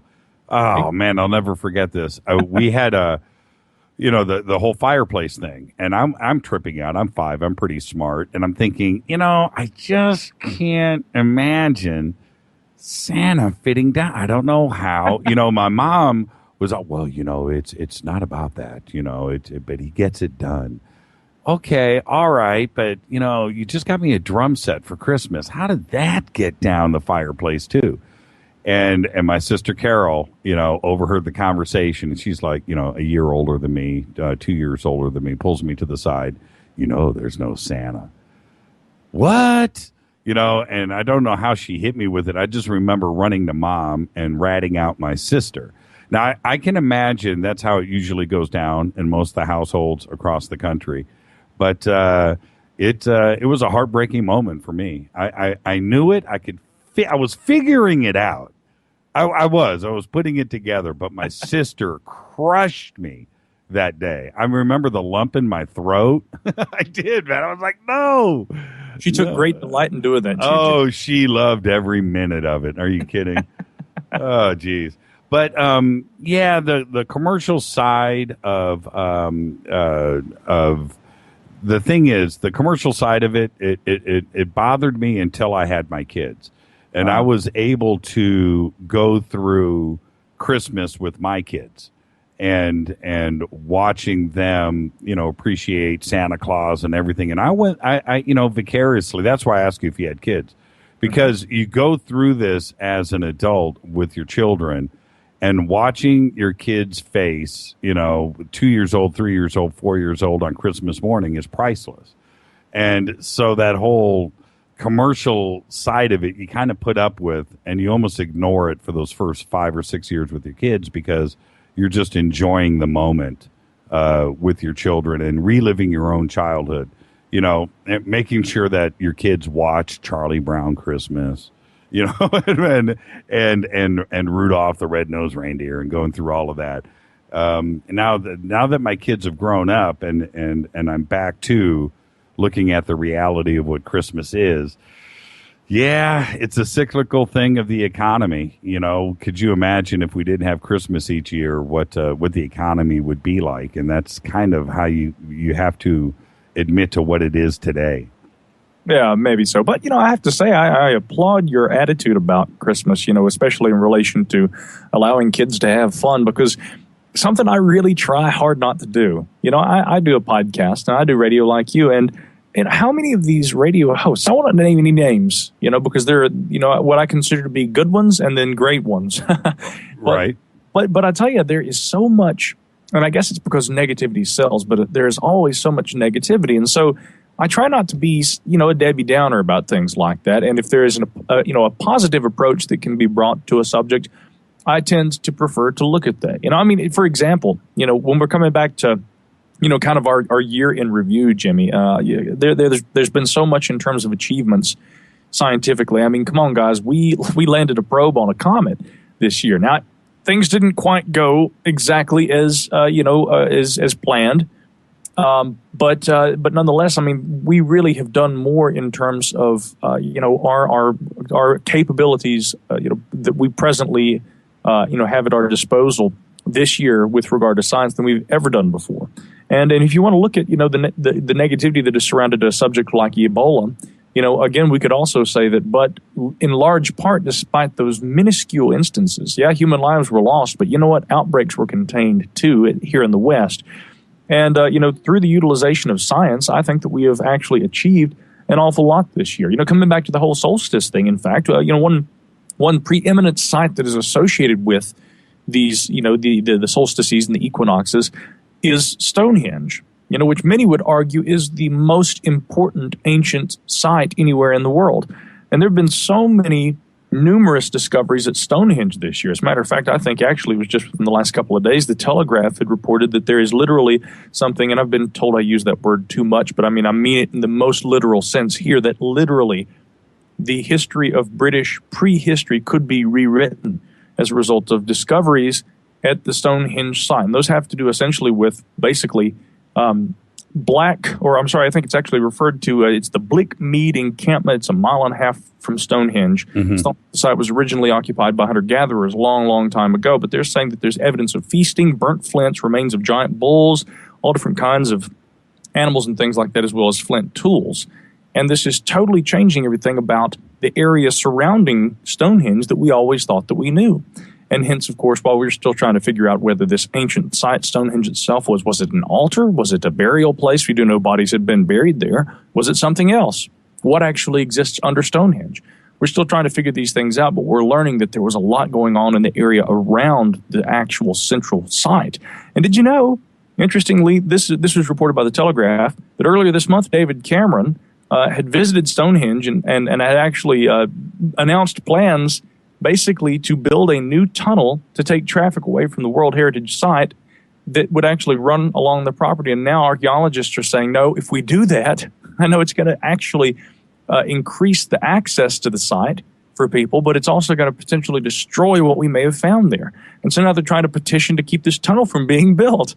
But in other words, there is an awful lot, maybe more than we have in any year previously, that we have learned just this year about Stonehenge, and it's pretty fascinating. So I think that, with the bad, there's always good, and there's been a lot that we have achieved this year too, and, stuff to be thankful for. We're learning new stuff, and frankly, I find it cool. I love Stonehenge, so I want to know more about that, and I think it's a it's a great year to be learning this sort of stuff. We do live in exciting times. Well, one of the things I find really fascinating when it comes to the similarities between Stonehenge and Giza and Peru and Bolivia and even Göbekli Tepe is that these sites, every one of them have one thing in common. We don't know crap about them. All we know is that they were always there, but there's this gap of forgotten knowledge in between. So just like the Giza pyramids, when things started to modernize there, and the Egyptian people were asking, well, what are those? I don't know. They've just always been there. It's the same thing with Stonehenge. It was always there. There was a period where the knowledge of Stonehenge and the local people, and with Giza and with Göbekli Tepe and with Tiwanaku and Bolivia and everything else, where the knowledge was there, but somehow those civilizations died away. And then the knowledge of that, even with the local people, is completely forgotten. And we absolutely know nothing. We know nothing.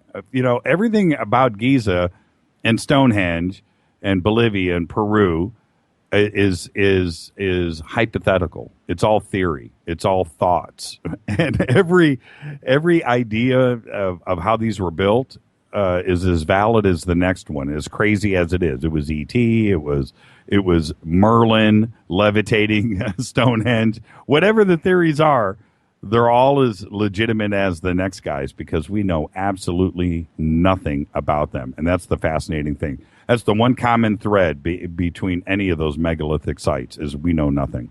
Well, maybe, though, we could argue that there are other common threads. I mean, I've spent a good bit of time around Robert Schoch, and he's a wonderful guy. We went to Tulum together back in January of this year, and talking with him from that geological standpoint, his background both in geology and also geophysics, he looks at all these ancient sites, and he really does kind of look back, I guess, at a similar idea that has been espoused by others, Graham Hancock just as well, that there may have been an ancient cataclysm. In fact, actually, I would maintain that the information that we are able to extract from ice core data from the bottoms of lake beds and other information does seem to indicate that there was some sort of an event that was on par with a nuclear blast that occurred over the Midwestern United States in ancient times. I guess Paleo-Indian times or before. And I am fascinated by this. There was a fellow named Roger who actually approached me at the Paradigm Symposium this year, and he says that, further, evidence of some sort of a cataclysm, and this would have been a little different from the line. Well, maybe not entirely, because the theories about this first event I was talking about have ranged from anything from maybe a impact of some sort, which we'll come back to in a moment, to maybe even being something along the lines of a mass coronal ejection, or even one that was spiked by a supernova that happened to coincide with it. Either way, there was something that was on par with a nuclear explosion that occurred. And there have been a lot of evidences found throughout parts of the ancient world. We look at Mohenjo-Daro and Harappa in modern-day Pakistan, and we see that there was apparently an older city that was built onto later that seems to be indicative of some sort of a serious event that wiped out something very quickly that was built back onto, and civilization begins again. Roger, he approached me and he says, well, it's interesting because there are all these lakes, some of them right here in my home state of North Carolina, and the way that they are actually aligned from northwest to southeast seems to indicate that and they're very shallow lakes, they appear to maybe be the evidence of shrapnel from maybe, we could say, a large asteroid or something that had actually impacted someplace further to the northwest, and that pieces of debris, literally as they scraped the land as they traveled outward, could have actually created these lakes. So it's interesting when we look at geology, and talking with Robert Schoch, I've learned an awful lot about this. There are some people that think Robert's crazy. I don't, because I've spent enough time talking with him. And he's somebody who, like me, tries to advocate as much skepticism when warranted as at least an open-minded approach to possibilities. And he does believe that there were cataclysms that occurred in ancient times. What, short of a cataclysm, I would ask, would prevent us from remembering so much about our ancient past? We find evidences of things that came before, and yet we have no record of them. There seems to have been a disconnect somewhere there, and I think that we have to give consideration to what may have happened in the ancient world, which to me is not a fringe theory. It's very likely a reality about life and the lineage of humanity on this planet, and possibly also things that we have to take into consideration in the future as well. Do you feel a shift in everything? Do you feel different now than you did a few years ago? Does life feel a little bit different to you today? Oh, it really does. Yeah. But I mean, for me, I don't know. I guess I wonder, is it a personal choice? Is it people who make a choice to feel different, or is there, like some have said, like Art has said and others, is there a quickening? Is there something that we're moving toward, and we can all, oh God, I don't know what it is, but we can all sense it. I wonder sometimes if there is literally some sort of a strange quickening, and that there's a collective conscious, kind of a consciousness that we all kind of tap into from time to time, the likes of what Carl Jung and many others have written about. And this, I know it may sound wacko to some people, but I do wonder if we're able to sense things collectively like that. So, but what do you mean? Do you mean on a personal level, or are you talking about that kind of a collective sense? Yeah, I do, and I am asking that because 2014. Now, I'm not talking about 2012. I'm not talking about. By the way, David Wilcock wants me to tell you hello. So that tweet just came in. So I haven't seen David in years. I just told him you said hello. So tell him I said hi. The last time I saw David Wilcock, he was wearing a Versace jacket with a wood grain, and I went up to him and asked him. That was the first time we met, and I missed him. I also missed him filming with George Norrie a little while ago, but we were out there in Colorado together on the same day, I think, but we just missed one another, so I'll have to catch him next time, huh? Yeah. So anyway, I think that 2014 for all of us was just a strange year for all of us free thinkers out there I'm just watching David's text. For all of us that are out there on the fringe and thinking and wanting knowledge, and we're always afraid of what we're being told and stuff. And when it was coming at us this year from so many different directions, I think more so than any other year. And I just think that collectively we're getting smarter. We're out there listening to things like the Graylian Report and Fade to Black, and we're not depending on mainstream media like we used to in the past. And not to say that shows like this are the absolute truth, but shows like this and mine and yours are not necessarily collecting our data from mainstream sources. We go and dig and do our best to come at things with a different view. And when we have come off of a year like this, I think we're just getting smarter. We need to understand what we went through this year as a civilization and how we can, improve ourselves next year going into 2015. Oh, certainly. Yeah. I mean, I think that's the entire, if there's one thing that we should all collectively do, in terms of our New Year's resolutions, I mean, we should always try to improve. I would like to think that, as you said, we're also getting smarter. I think that there are some people who would dispute that, but I maintain a hopeful, positive attitude. And, one of these big things, which we'll have to do on a different show. We haven't got time tonight. But, one of the big things, on my Graylian Report podcast recently, I had a fellow named Corey Haim, who has actually worked at one of the preeminent Swedish artificial intelligence facilities for the last several years. He's actually about to begin work on his doctorate in January. We had a serious talk about, okay, look, let's bring this all down to brass tacks. Is artificial intelligence one day going to kill us? And he thinks not. Now, again, a lot of people say, but Stephen Hawking says he thinks it will. Yeah, but he's not an artificial intelligence expert. He's a physicist. I see so often that there's a lot of doom speak in the media, and granted, this person may be qualified, and I have tremendous respect for Sir Stephen. I really do. I do, too. I really, really do. But by the same token, I recognize that his area of expertise does not have to do with the development of synthetic forms of intelligence. And so when we're looking ahead at technology and the actual idea that we're getting smarter and that we're maybe on the cusp of implementing technologies that may actually help us improve our intelligence, I try to maintain a hopeful attitude too, while acknowledging the potential threat. I try to maintain a hopeful attitude and hope that in the long run, the goodness of humankind will prevail. It has thus far. We're still here. We haven't blown ourselves up. The ideas of mutually assured self-destruction have not brought Earth to its knees yet. It could have happened in ancient times. I don't know. But, we're here right now, and we have that to be thankful for. And so around the holidays, I like to remind people of that. You do have a lot of hope and happiness to rejoice in, and I hope we can all do that. And, yeah, maybe we are getting smarter. So I hope you're right. That's exactly my take on life in general. It's family, friends, love, be cool. Always be cool to everybody. And then it always comes back. And if we can I'm not some 1960s LSD, a flower child guy.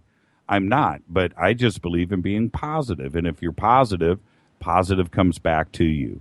And that's it. And that's how I will always look at life. So, and thank you for coming on tonight. What have you, we've got about a minute left here.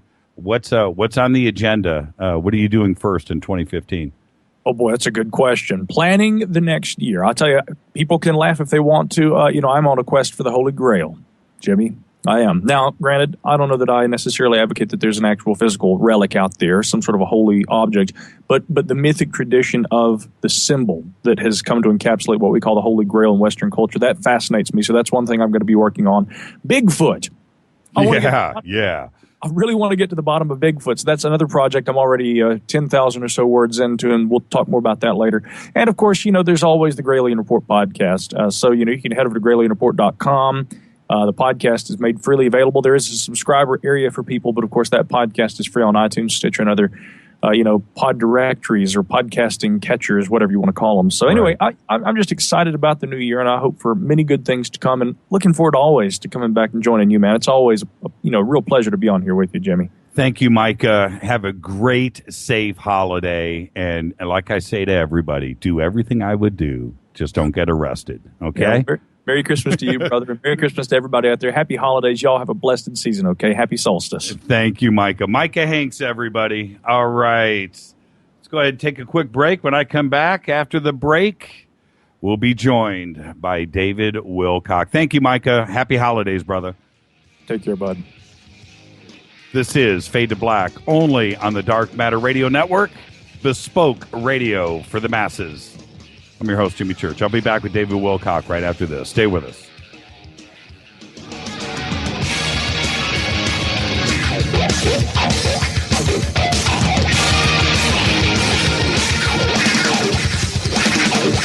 This is William from La Crescenta, and I listen to JimmyChurchRadio.com. Jimmy Church.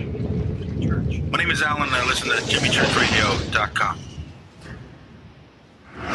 He's always giving it to you straight. JimmyChurchRadio.com. On the Dark Matter Radio Network. Hi, this is Rob Reiner from Anvil, and you're listening to JimmyChurchRadio.com. What's up? I'm Chris. What up? This is Kyle Massey, and you're listening to Jimmy Church Radio, The Revolution.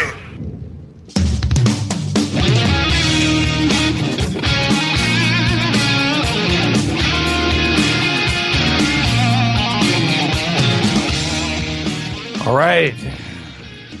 Fade to Black, just bespoke radio for the masses. I'm sitting here texting back and forth with Wilcock. Let's see. Okay, here we go.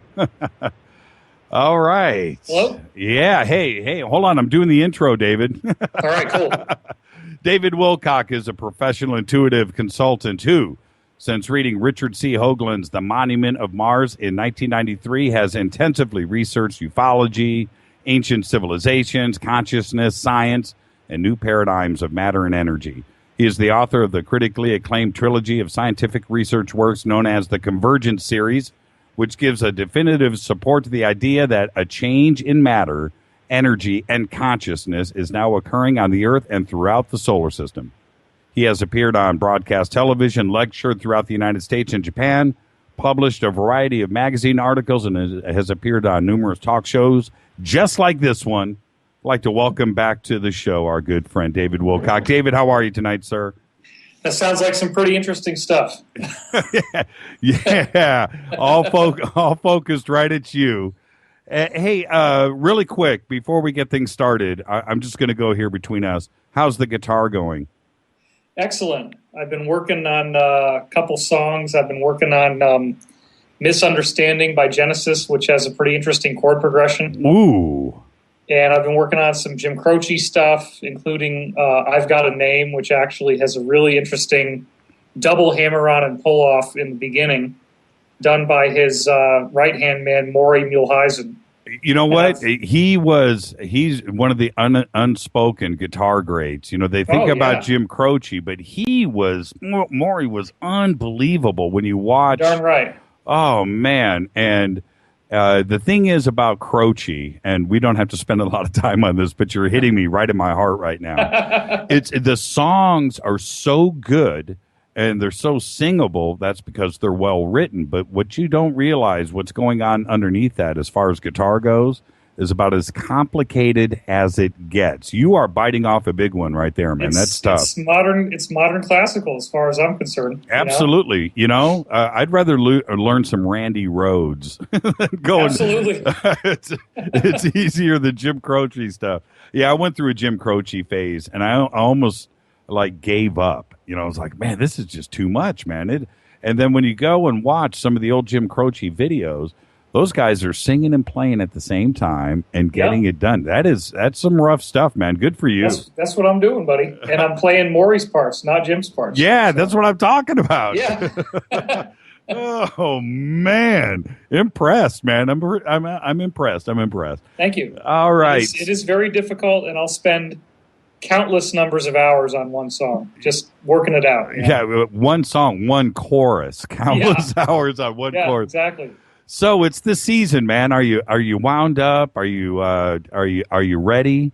You know, it's Christmas. Los Angeles, so it doesn't really feel the same. There's no snow, you know. I went into a couple stores and heard some Christmas songs, and I'm like, oh yeah, that's right.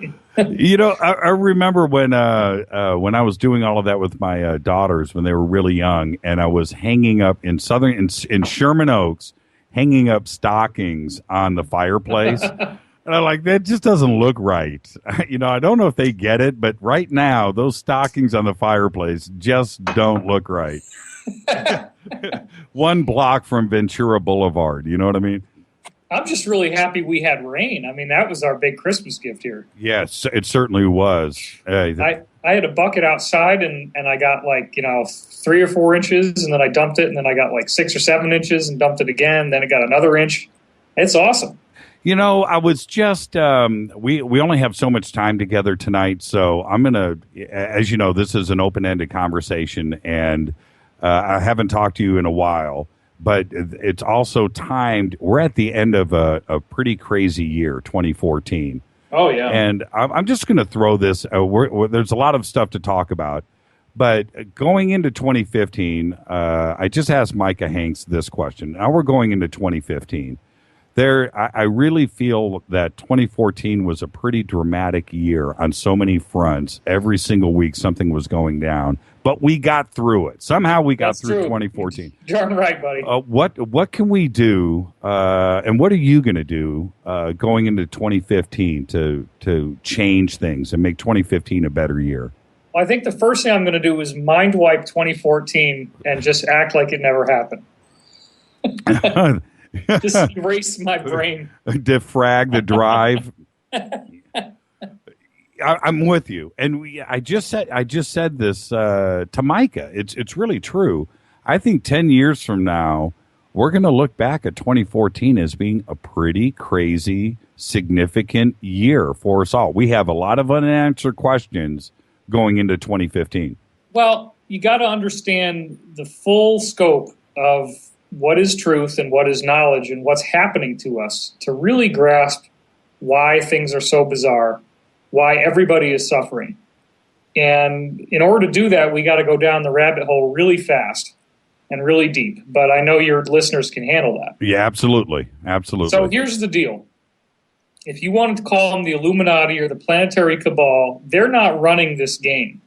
They're being manipulated by extraterrestrials. And those extraterrestrials need fear as a food supply. They call it loosh. And so what they're doing is the closer that this cabal gets to being exposed and defeated, which is happening, and there's more and more signs of that, which we can talk about, there is more and more pushback from the spiritual realms. And these negative entities do have the ability to mess around and do things. So everything is reaching this point of crashing drama because these bad guys do not want to lose. And so they're fighting with everything they've got. They're trying constantly to create new wars and new problems for us.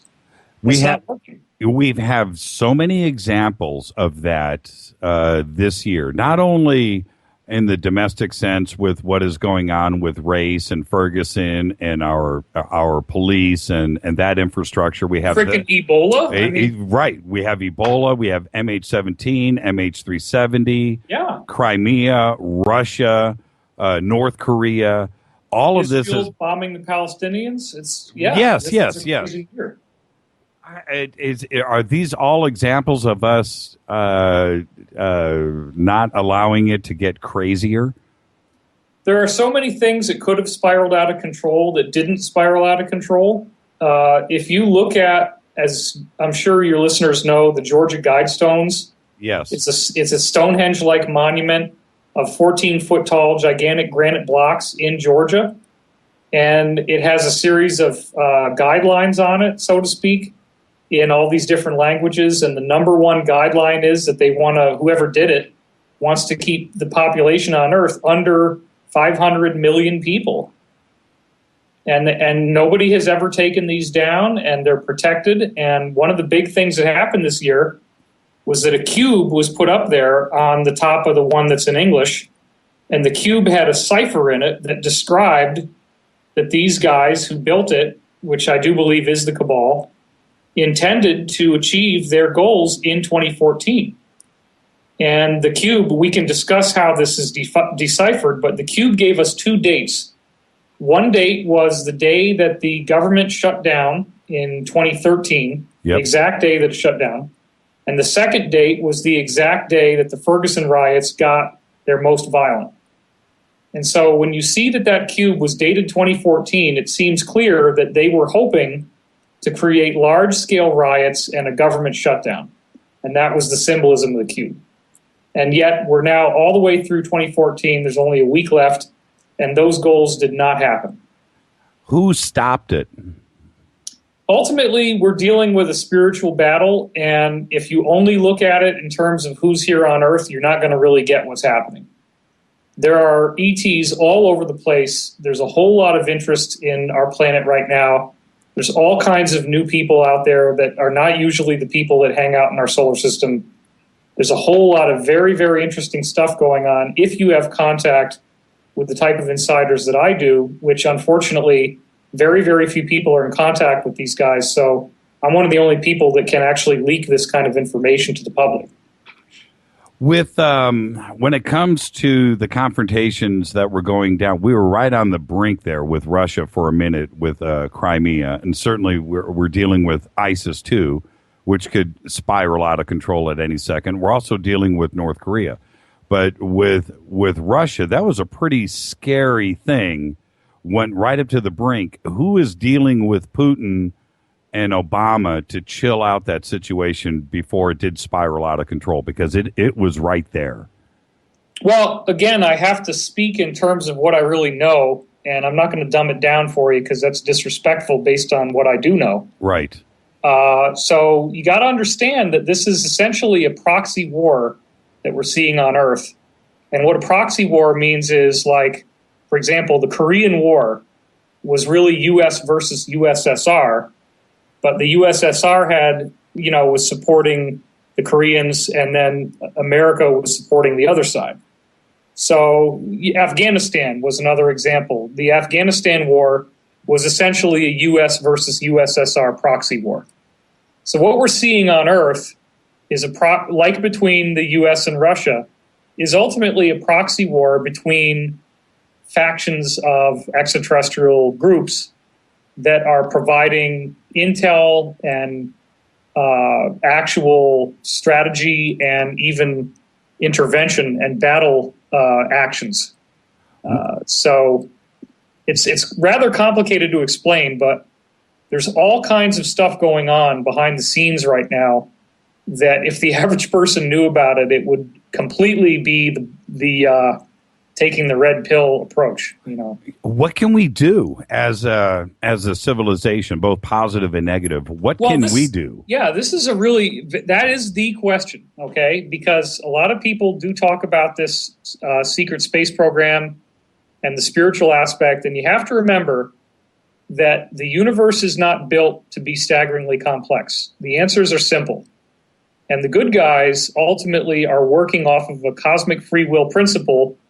And that means that what really matters is how we choose to think and act towards others.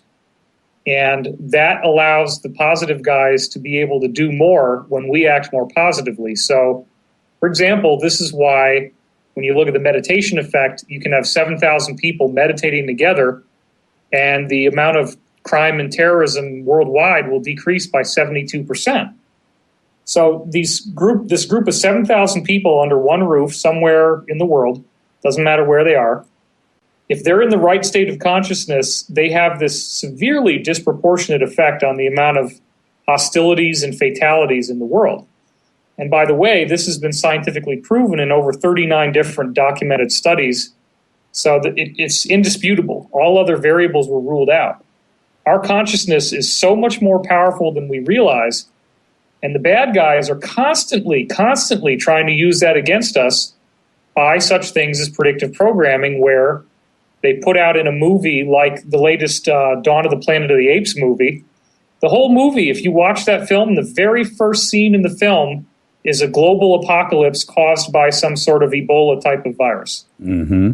That you take it for granted as soon as you watch this movie within the first 2 minutes that almost everybody died of Ebola. And then the whole movie has scenes where you see these FEMA zones where everybody was quarantined before they all died, and now the FEMA zones are all overgrown by trees and vines and stuff. But they show you this throughout the whole movie.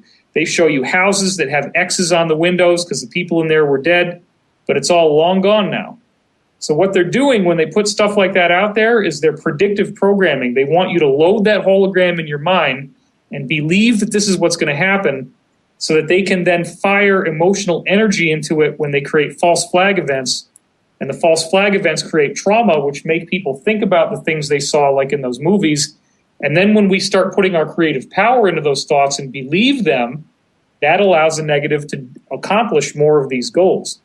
So it's very important for us to focus on positive outcomes and really emphasize what we can do to create harmony in our own lives and for others, because as I said with the meditation effect, that has a very strong effect on people's free will and on how things turn out on Earth.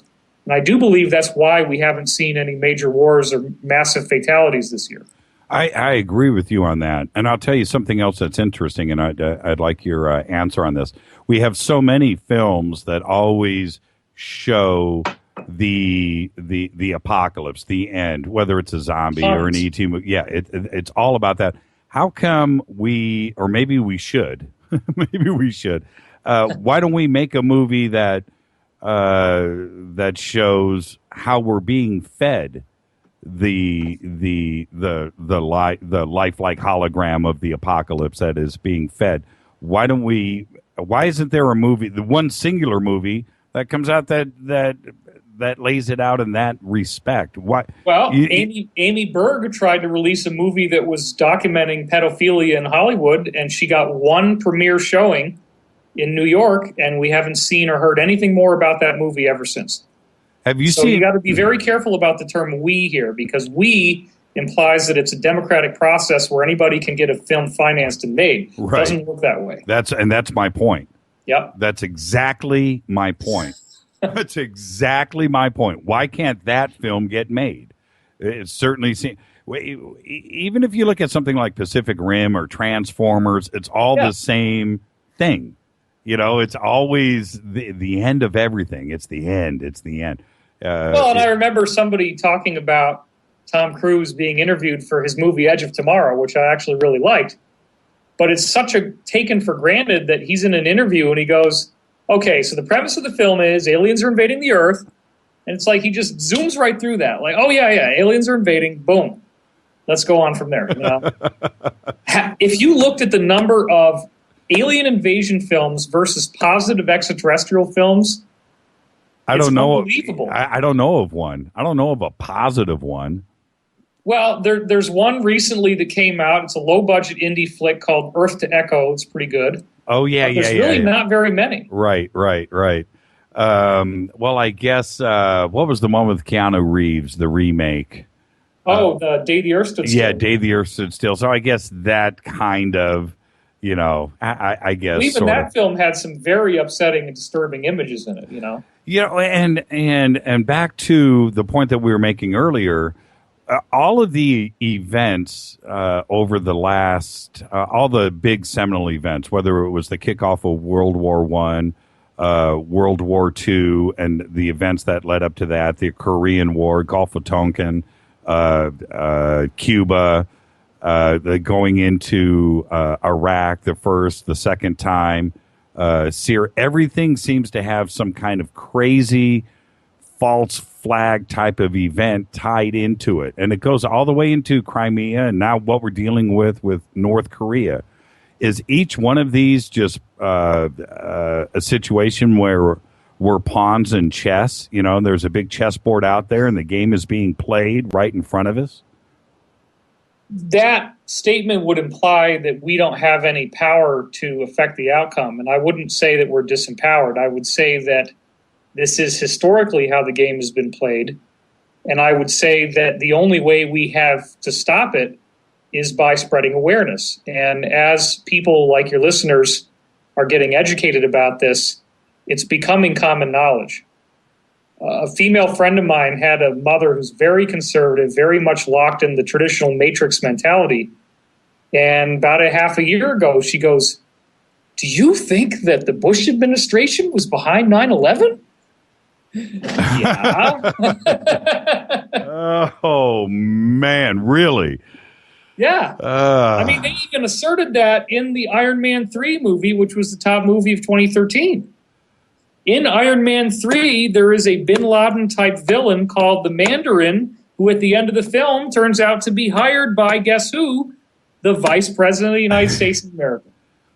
And the guy playing the President of the United States is probably the closest-looking actor they could have possibly found to George W. Yes. Unbelievable. Check this out. This question just came in via email, and it says, Jimmy, a while back I saw a YouTube video where David Wilcock was talking about the fall of the Illuminati, literally tons of gold bullion hidden underwater, and a plan to arrest heads of state, top bankers, and their cronies. Haven't heard an update on that. Can you please ask him? Please. Sure. So there you go. Please, David, please. All right. This is a very complicated subject, and I'm happy to give information within a certain range of tolerance. Part of the problem is actually people like me, and I have to apologize to humanity right up front in saying that in some cases, internet journalists such as myself, in our zeal to try to get too specific, information unbeknownst to me was too precise and got people killed in commanding positions that were trying to get this mass arrest to happen. So sometimes in the past, we have naively given away too much, and entire command structures that were trying to pull this off have gotten fragged and killed. So this is a very, very serious war. It's very real. But there are some things I can say that are not going to get anybody killed. And one of them is, okay, number one, this is going to happen. And once it does, people are going to be listening to this show by the millions and other shows like this where I talk about it. So I want to make one point extremely clear. I am not involved in this. Nobody is asking me what to do. I have no commanding role. I have no decision-making authority whatsoever. All I'm doing is getting leaks from other people who are making the decisions themselves. I do not have control over what they're going to do, how they're going to do it, when they're going to do it, where they're going to do it, nothing. Okay? Okay. What I do know, I can tell you this. There are multiple groups all over the world who have had to sort out their differences and come to a common consensus about what they're going to do and how they're going to do it. That consensus has been reached. It's been reached for about 2 months. However, prior to that point, there was a great deal of disagreement about how they were actually going to pull this off, because you're ultimately dealing with uprooting a structure that can use murderous force and very powerful international media propaganda to promote its agenda. So it's extremely lethal to try to go up against this cabal, and very, very dangerous. So during the time that this international alliance, which includes a major faction from the East, a major faction from Russia, a major faction from Europe, lesser factions from South America, lesser factions from the Middle East, from Arab countries, all different groups, including splinter factions in terms of groups that were in alignment with Bush that broke away, groups that were in alignment with the Rothschilds and broke away, groups that were in alignment with the Vatican and broke away. There are all these players involved. They all have different wants and needs, and they all had to come to a consensus. Now, some of the groups wanted there to be complete amnesty and wanted there to not be any fatalities as this process takes place. That decision has been vetoed. There are going to be spontaneous assassinations that take place, so there is going to be some violence when this starts to happen. It's going to freak people out. It's going to be very controversial. I may have to garrison myself in my house for a while once this happens, but I'm telling you, part of the reason why we're leaking this before it happens is so that when it starts to happen, the propaganda matrix is not going to be able to make this look like a coup, and it's not going to be able to make it look like it's some sort of Russian intel operation where they're trying to destroy America. That's not what this is going to be. It's going to be a very positive change, because if you're worried about a coup over the United States government, guess what? It already happened, and it was called hanging chads in the 2000 presidential election. If you're millennial and you were too young and you were fiddling around with the computer and not paying attention, go back and look at what happened in 2000. That's when the coup happened. That's what we've got to reverse now. When you talk about assassinations, are you talking about heads of state or bankers? Yeah, I don't think Obama's going to get shot. He'll probably be brought into a tribunal, and he's going to end up crying and testifying of all the stuff that happened and the stuff that they made him do. And there's probably going to be, most of the heads of state will probably be fine. If you watch the movie Captain America, Winter Soldier, that film is a documentary. They're telling you exactly what they're going to do. And what happens at the end is the basic premise of the film is that the group SHIELD that we saw in the Avengers is actually essentially the NSA and other groups like that, CIA, etc. I can tell you that there has been a coup within the CIA. The CIA is now 60% in control of the alliance. What that means is that the CIA is now working for the good of humanity and Americans and for patriotic Americans. So the CIA has had a total overhaul. One of the groups that is still in control of Cabal is Homeland Security. So there is a major battle going on between CIA and Homeland Security, among other groups. This is exemplified in the Winter Soldier film. And one of the things that you see in there is that a Nazi group called Hydra took over the American intelligence apparatus after the Nazis were brought here after World War II in something called Project Paperclip. They talk about this in the movie. And this was the second biggest movie of this year, other than, I think, Hunger Games then exceeded it.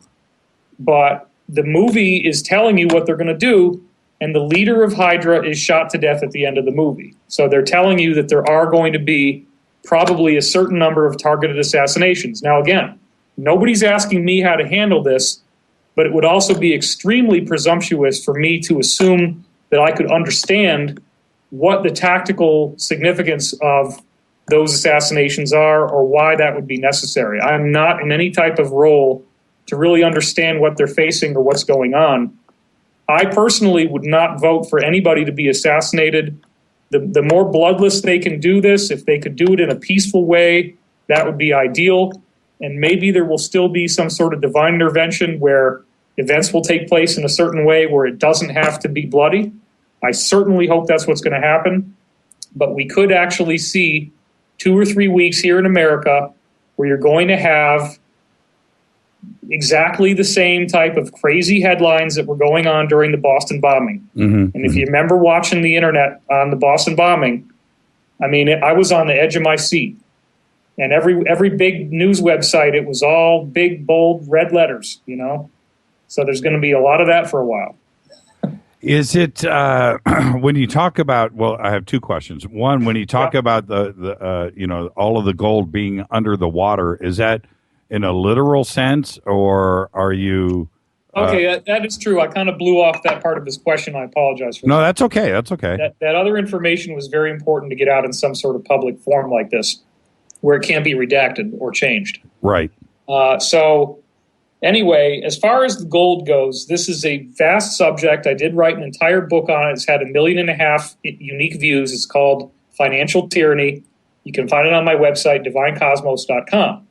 And the Russians picked up my book and turned it into 2 3-hour primetime television documentaries that were on Ren TV, which is one of their top networks.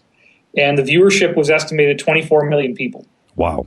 And my face was in the documentary all over the place. And we have versions of that on my website that you can watch with English subtitles. Okay, so that being said, here's the story. The Cabal has been planning to try to dominate the planet for many, many hundreds of years. If you really want to understand what the Cabal is, it goes all the way back to Babylonian money magic and the idea of using a financial system to create a disparity between rich and poor so that a small group of isolated power elites can control who lives and who dies, who eats and who starves. They've been playing this game by becoming the people who are in power, never through actually being the elected leaders themselves. They almost never do that. Those are never more than mid-level people. The top people are not elected. The top people are the ones that run the money system. Mm-hmm. And that is not anti-Semitic. This has nothing to do with the Jews. And that's one of the things people start saying is, oh, he's anti-Semitic. He says it's the bankers, okay? When I say bankers, I'm saying every race, every religion. Has nothing to do with anything Jewish. Okay. Okay, that's very important. Now, there may be some Jews who are bankers, yes. There's also Arabs, there's also Buddhists and Hindus and everybody you can imagine. Mm-hmm. So the real issue that's going on here is the Cabal, is essentially a Roman Empire that transplanted itself to Great Britain beginning around 100 AD, took about 100 years. They migrated there. There's still a city in England called Bath that has the original Roman baths from 100 to 200 AD. You can still go in them now. Okay, so why did they pick Britain? Because it's the only large island that they could use as a base of operations to try to take over Europe, which at the time was the only really civilized area of the planet worth conquering. So this has been an ongoing battle. There have been different factions. There was a major battle at certain points between England and Spain. Spain actually at one point had taken over the Vatican, and there has been now a business agreement made, or there was, between essentially the financial cabal, which was centered in Britain, the religious cabal, which was centered in the Vatican, and then the military wing, which was centered in the United States. And it's interesting that there's only 3 city-states within nations in the world. There's the City of London in England, which is the financial center of the Cabal. There's Vatican City in Italy, which is the spiritual center of the Cabal. And then there's Washington, D.C., which is the military center of the Cabal. Interesting. So what's happened is that this group got together and created the most incredibly vast systematic plan to plunder the world's wealth that's ever been contrived, and that was World War I and World War II. And what they did is they used these invasions of countries as a cover. The war was bloody, yes, that's true. Everybody talks about how Prescott Bush, George Bush Sr.'s father, was Hitler's banker. What you may not realize is that Prescott's father, Samuel Bush, was the owner of the Remington Gun Company, which sold over 90% of all the guns to both sides of World War I. And think about that. So you can make money on selling the weapons, but that wasn't the main issue. The main issue was create these wars, and the real thing is that when you get into the country as a military invasion, invade their central bank and take their gold. And what happened is very secretly throughout the early 20th century, and especially in the 1930s, And a lot of it was done by Japan, which at the time was totally fascist and working with the Nazis. Remember, Japan was part of the Axis. They bombed us in Pearl Harbor. Right. Okay. They went through all of Southeast Asia and China and robbed everybody's gold. Nobody ever did it on such an industrial scale as Japan. They did horrible atrocities, including something called the Rape of Nanking in China, which is one of the greatest mass atrocities in human history. That's right. Okay, so what happened is they took everybody's gold, they hid it away in bunkers, which were originally supposed to be transplanted to the U.S., but then the patriotic American military that didn't know about this actually cut their supply lines with submarines and prevented them from being able to ship the gold over here. So the only step left they could do is to bury it in bunkers throughout Southeast Asia, of which there's well over 100. And these bunkers have a vastly higher amount of gold stored in them than what is officially on the books. The official amount of gold on the books is about one Olympic swimming pool size. It's 130,000 metric tons. Okay. The actual amount is supposedly about 14.5 times greater than that. Whoa. And it's vast. never been found. That gold not an ounce of it has surfaced. No, that's not true. Okay. It has, and I have one insider who worked for Reagan. In fact, Reagan's code name for him was Mr. Do. Well, I guess what I'm saying officially, not 1 ounce has ever been found. Let's make that clear. Well, but I mean, it's all documented. There are people who've written about this before. There are books before Financial Tyranny that I draw from that talk about this, and it's all actually quite well documented. And I have insiders who have been inside these bunkers. And the insider who, as I said, was called Mr. Do by Ronald Reagan because he was the inventor guy. He invented anything they needed that was classified, solved all kinds of engineering problems. He walked in one of these bunkers. And imagine now you're going down a hall that's 1.5 miles long. And as you walk down the hall, there are doorways on either side every maybe 100 feet. And each time you look into one of these doorways, what you're seeing is a room that is the size of a basketball court piled to the ceiling with gold bullion bars. And you walk down that hallway for 1.5 miles, and every room that you see is packed to the ceiling with gold. That's what happened. That's what's going on. So much of this gold was held in private collections because one of the big secrets is gold is actually not scarce. However, it turns out that the place where gold is most plentiful is a vein that runs through Cambodia and Laos, Southeast Asia. There are gold mines that are so huge that you could literally just drive a bulldozer in there and bulldoze out gold boulders. Okay. Oh, man. And that hasn't been told to us. And that same vein actually ultimately runs down into Australia, and that's been kept secret as well. Plus, in the space program, there are asteroids they could go out and mine that are absolutely solid gold. So we do not have a gold scarcity. The gold, a lot of that gold that I said you could bulldoze out boulders worth of it, a lot of that has been mined, smelted, refined, and turned into, actual gold bars. And it was held in some very vast private collections. And the main group that was doing this is called the Dragon Family. And it is actually ultimately a group of humans that immigrated here and were not natively born on Earth.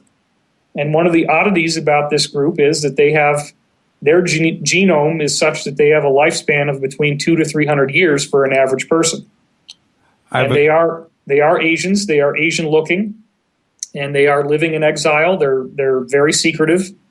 And there's a whole lot of story we could talk about with them when they got here. They formed China. They're the Qing dynasty, the original dragon emperors. They built about 135 pyramids in the Qing province of China, and the pyramids are still there. And interestingly, the pyramids still have a piping system that allows water to be piped into the tops of each of these pyramids. And what they would do is park their ships, which were called fiery metallic dragons. They weren't really dragons, obviously. Mm-hmm. They'd park the ships on top of these pyramids, and it's like a trailer park. You hook up the water hitch, and you can just, live in your ship for years at a time. Now, they do still have some of their ships here, And they do also have a portal technology, and you can't go through the portal unless you're invited, but there have been ongoing portal contacts with the rest of the dragon family people that are not on Earth. And I probably shouldn't even have said that, but I guess I just did. So. Well, I think one of the misconceptions, including with myself, is all of the ET contact and agreements and everything are exclusively here to the United States, and they are not, are they? No. Okay, ETs. Bottom line, most of them, well, not all of them, but a lot of them are human. We have been severely, severely misled. We hear words all the time like aliens and creatures, and we take it for granted that we're dealing with something fundamentally inhuman. Nothing could be further than the truth. What we're actually dealing with is that the universe itself is sentient, the galaxy is programmed to create biological life, and that biological life will be hominid in our galaxy. It will have a head, it will have eyes, nose, mouth. There's very few that don't. It will have 2 arms, 2 legs, opposable thumbs, all that kind of stuff. I do have one insider who has personally handled over 2,000 different types of extraterrestrial bodies. And his job was basically just to autopsy them and try to identify organ systems. So I have a lot of different descriptions of what different types of ETs look like. And I can tell you that probably the most divergent one that he ever saw was kind of like a jellyfish hominid. And it basically had no real discernible facial features. The body looked like clear gel, except for a spot in the head and a spot in the middle of the chest. And when he autopsied it, he wasn't able to identify anything resembling an organ system. It was all just gel. But most of the beings that are out there are human-like or actually human-looking. And in fact, we have been visited by multiple human groups, and they all have tinkered with our DNA. We are like a genetics wonderland. Our DNA has been spliced and respliced and tinkered with so many different races. There's actually 40 different extraterrestrial groups, most of whom are human or human-like, and some of which look just like people on Earth. There's one group that looks exactly like the Maoris from New Zealand, for example. There's a couple other groups that look just like Asians on Earth. I now have found out there is a group that looks like black people. They look like the Zulu tribe, actually, that type of a physique, except that they're really tall and really skinny. So all the different types of people that are on Earth have extraterrestrial families. All the different races that we have here on Earth have extraterrestrial families. And on a secret level, all these different groups, there's about 40 of them all together, have all presented to us, and meaning our secret government, genetic evidence, physical evidence, holographic evidence on these little iPads that they have, that they show us movies on, that they are the guys that made us. How do we tell? They can't all be right. Yeah. How do we know when one is standing next to us? Are we able to tell the difference? Is there something that sticks out? In some cases, it would be absolutely impossible not to know that you're in front of something very, very unusual. Some of these people, there are micro ETs that are literally no bigger than about 1 centimeter to 1 inch in height. There are some, in fact, my guy that handled 2,000, the largest one that he ever saw was about 45 feet tall and looked like it was made out of rocks. But the average groups that we see, we're actually a little bit taller than average. The overall average, if you really wanted to standardize it, of height is about waist high for us, or maybe a little bit taller. There are obviously other groups that are taller than us, some of which are significantly taller. There's a range of like 12 to 13 feet is fairly common. There's a range of about 8 to 9 feet is fairly common. But we're actually among the taller groups. Now, most of them do look predominantly human, but you're going to have some discrepancies. You're going to have, for example, all different types of skin color. And by that, I mean every type of color in the rainbow spectrum if you then take it and turn it into a pastel, so you have people with pastel blue skin, pastel pink, pastel yellow, pastel green, pastel orange. So that's very common. A lot of them do have eyes that look larger than ours, so that would be one giveaway. Right. A lot of them are hairless, but actually a lot of them do have hair. It is common for them to have a larger head than we do as they get more advanced. The elongated skull is fairly common. The gray type is actually not that common, and those are typically more along the lines of an android, like a genetically grown drone. It's like they call them programmable life forms. So grays, that type does not usually evolve naturally. They're genetic experiments, basically. They don't have a soul or a conscience. They're just a machine. It's sort of like an advanced biological robot, yeah. Yeah, right. They can be programmed to perform certain tasks. I mean, they are sentient, but they're not. They would not have a typical type of soul evolution like we would think of. Let me ask you this: when we're talking about the war that's going on, and we're the tools, so to speak, is it some? Can you equate it to? Is there a good race of ET that is maybe controlling a country like the United States, and they're pitting us against a China, so to speak? Or is it more inside where the infighting is on both sides of the Obama administration pulling back and forth? You know, is it? There are. It's a very good question. There are multiple ET groups, and it's not like the Lone Ranger where, okay, he wears the white mask, he's the good guy, and the other guy wears the black costume and he's the bad guy. Okay. I got you. I mean, basically what we're dealing with is different groups with different agendas, some of which are more positive than others. And there are also positive beings that are multidimensional that largely stay out of the way. And most of these ETs that I've been talking to you about and describing are not even aware that these higher dimensional beings exist. The higher dimensional beings are working sort of in a very interesting veiled fashion that is not obvious to most of the ET groups that would look human. Right. But within the ET groups that look human, they have competing agendas, competing needs, and even within these societies, of course, you're going to have certain people who are divergent characters. So you'll have like your criminals, and you'll have your murderers, and you'll have your crooks who are going to go and try to steal something. So you can't just say that like, oh, well, these are the blue aliens, and the blue aliens are the good guys, and the red aliens are the bad guys. It doesn't work like that. It's a very vast, complex sociological problem to solve. But what I can say is that there are alliances with different factions of ETs working with different factions on Earth, and the good guys are winning now by a significant degree, and it is building up to something that's going to be like a geopolitical, worldwide moment of truth.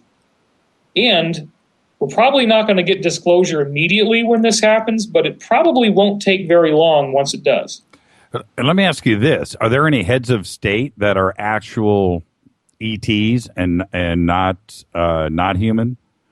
For instance, Dick Cheney, ET or human?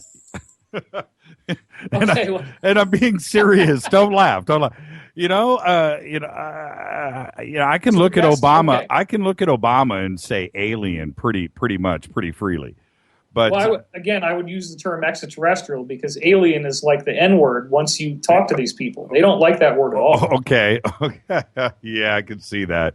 Because they're families, right? Yeah, they got mothers and children. Sure. Perfectly good people if you talk to them. Right. So Dick Cheney, E.T. Is there any string pullers that are actual ETs? Well, if I were to answer that question to the fullest extent of my knowledge, and then this all became public and disclosure, that could actually come back to haunt me and bite me in the ass. Well, but you not answering is going to do. Okay, I will say truthfully, as far as I know, no visible elected leaders who are heads of state are extraterrestrial humans.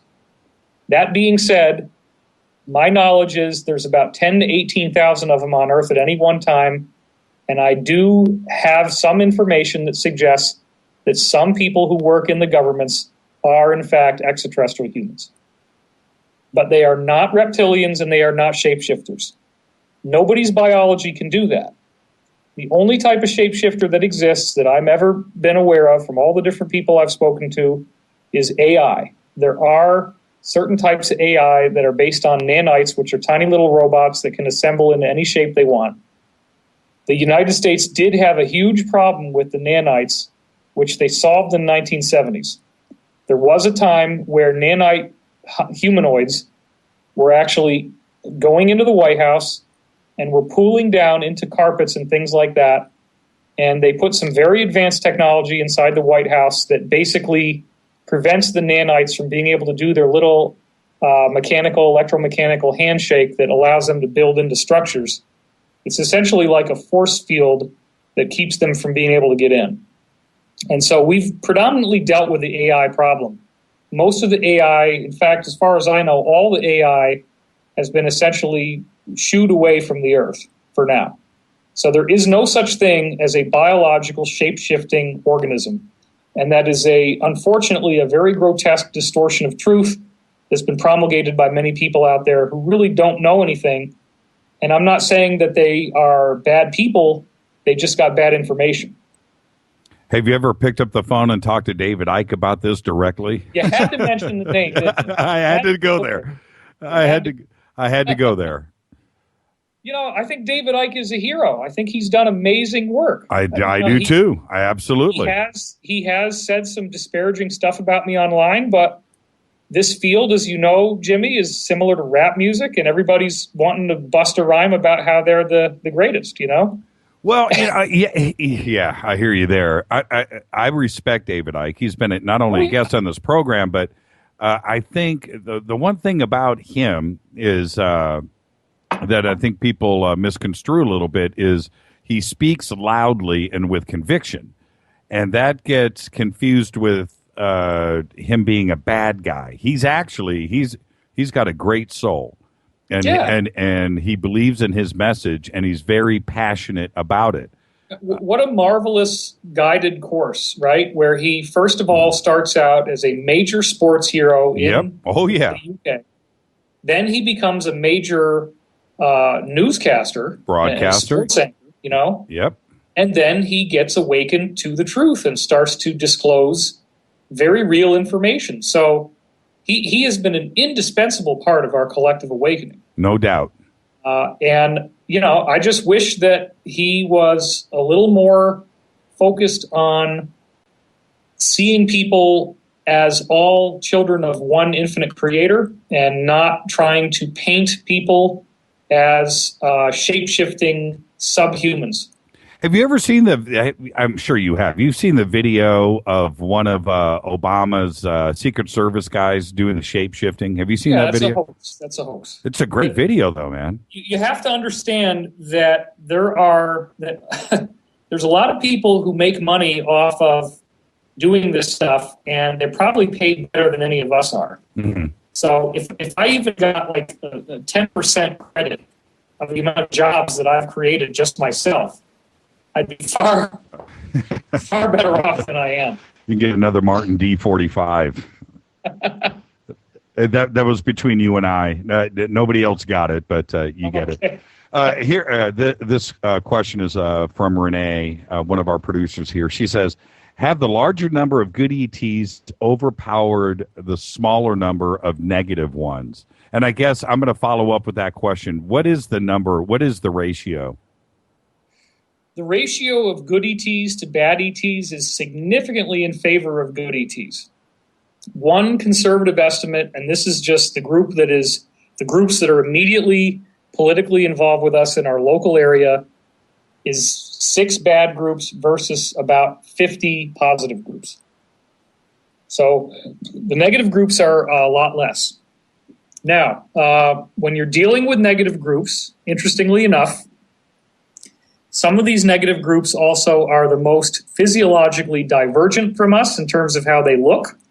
And that might be part of why they can dehumanize us, because you do have mantis-looking people that essentially have legs and arms. Their body looks hominid from the neck down, but then they have essentially an insect head with compound eyes and mandibles. So that would be a very, very disturbing being to see in front of you. Right. Another type is there are actual reptilians. And one of the types of reptilians does have a head that looks exactly like a Komodo dragon or the head of any of a number of reptiles, like maybe an iguana. Right. Not quite like an iguana, but okay. If you go and you look at this movie that was made by the movie trailer for the Wachowskis that did, I can't really say guys anymore, right? But right. The Wachowskis have this movie coming out in the spring called Jupiter Ascending. And if you watch the movie trailer, it's very edgy how much they're disclosing in that trailer. And one of the things you see in the trailer is a reptilian in which you take a reptile head and stick it on a hominid body. Now, there are people that look just like that, except that they don't have wings. The wings thing is a misperception. Then you also have reptoids, which have reptilian-like features, including scales and vertical slit pupils, but their heads would be more like what we would think of as a gray, where it's a large head, large almond-shaped eyes, but with the vertical slit pupils, and they have more like a nose and mouth, whereas these other groups actually just have a snout and teeth, and they don't have any type of human-looking nose and mouth as we would normally think of it. Have you seen, with your insiders, with this type of information, have you seen photographs and such? There is one photograph that has leaked from a guy who was an Area 51 insider who recently died, and he leaked a picture of an orange. And this was a dead orange, and the orange is a group that looks like grays, but they're actually very positive and very loving people. That is an authentic photograph. And so if you go dig that reference up, and I'll try to find it for you. I have it in my notes. Okay. The problem is that the Cabal is essentially in control of our space program, and there is a vastly lethal force that prevents people from pulling any type of data like photographs out. Even the level of difficulty that Snowden had in getting files out of the NSA on a thumb drive, to try to get things out of the space program is basically impossible. Once you join the space program, if you ever get to come back to Earth at all, it's not for a 20-year period of time. And they're going to check every single inner and outer nook and crevice of your body before you ever get welcomed back into our society. And the people that are off planet, they do not have access to our internet. They do not have access to any news from the Earth. They don't know anything about what's happening on Earth. They are kept in the strictest secrecy. And people from Earth who interact with them are not allowed to tell them anything about anything that's going on. And there are millions of people that work off planet. They have been taken from the Earth, a lot of them in the 1950s. They had a population boom. They've had a lot of children. There's a lot of cloning going on. There's a lot of these places off planet where you walk around and you see dozens and dozens of people with exactly the same face. Oh, interesting. Interesting. Yeah. And what about the moon? The moon is absolutely loaded with extraterrestrial encampments, all on the dark side.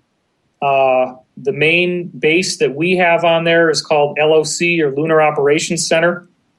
And that is where people from our group and other groups actually rendezvous before they go elsewhere. There were some very nasty ancient battles on the moon. Some of those debris fields are still left intact as a reminder of these various ET groups not to war with each other and why they shouldn't. But there are groups that have had battles with each other that could go on for 8,000 years. They've been hating each other and fighting with each other. And they may literally have encampments on the dark side of the moon that are only a couple kilometers apart from each other. And they keep very good borders, but the moon, if you were to see the dark side of the moon, just with any type of typical telescope or anything like that, it literally looks like Manhattan at night. I've said that so much. We'll come back to that if we have time. Is all of this what's the end game here? Is it to control the Earth and its resources or is it just sport? What's the end game? You have to define which group's agenda you're referring to. Sure. Well, the negative groups, again, it is, and I know it sounds very cliche, and I do apologize for this, but look, if you want to go back to the Bible, you got Jesus who's being tempted by the serpent in the garden. And as it turns out, and I've done this research for Ancient Aliens, I've done episodes for them. In fact, unfortunately, a lot of this stuff was left on the cutting room floor, which I don't think was an accident. There are reptilian groups that were on Earth in every major culture. The Indians, the Hindus called them the Nagas, and they are a serpent-looking people. There's actually Indian temples that have serpents all over them. You look over in Mesoamerica, and what do you have? You have step pyramids that have the plumed serpent on them, right? That's right. You have this Sumerian sculpture of a mother suckling an infant, and her head looks like a reptile head. This is not stuff that was done randomly. This is because these people were here. Garden of Eden. The Garden of Eden, same thing. So it is a cliche, but it is true that there are negative ETs that look like what we would think of as demons. And it is also true that there are positive groups that have essentially come here. They are human. Jesus would be an extraterrestrial human. Buddha would be an extraterrestrial human. The second Buddha, which was Padmasambhava, who could fly and do all kinds of amazing stuff, he was an extraterrestrial. Very likely that some of the South American gods, Quetzalcoatl was an extraterrestrial. And these people have been trying to give us the most basic spiritual teachings about just be nice. Is it really that hard? Just be nice. Because that's what's going to turn this thing around for us is all of the religions have seeds of the truth. Now, it's really sad and unfortunate that the people in power, the people that are running our financial system and running the Western media, they are, in some senses, extremely blind to the greater positive nature of the universe and the spiritual reality that we live in. They have a spiritual philosophy, but it is rooted in a very controlling, manipulative, and negative mindset, which for them is the only truth. And they do not understand that they will be obstructed. They do not understand that they cannot win this. And they are very mocking and sarcastic about the Bible. They think it's a joke, that it's no better than toilet paper you wipe your butt with, when in fact, the Bible and other great religious works are sort of like thumbnail sketches of what we're now going through. And the prophecies in the Bible and other works are essentially accurate. They're just very simplified for people from 2,000 years ago with the level of knowledge and vocabulary that they had available to them at that time. But the core essential nature of what the great religions teach us is the key of what all the benevolent ETs are still trying to do. They're still trying to get us these principles. They're still trying to make us transform into a more loving society. And they work in a very strange reality where they're not allowed to directly intervene. They have to work on our free will. So they can only give us clues and trails of breadcrumbs. They can't just show up in the sky and show us religious icons for whatever culture is appropriate and say, here we are. We're the ones that you've been reading about for the last 2,000 years, and we're back. They can't do that. And which leads me to this question. How long have they been here? And before you answer, here we have the obvious things are, Giza and Stonehenge and some of the other megalithic sites, but certainly Göbekli Tepe now, which goes back an additional 10,000 years.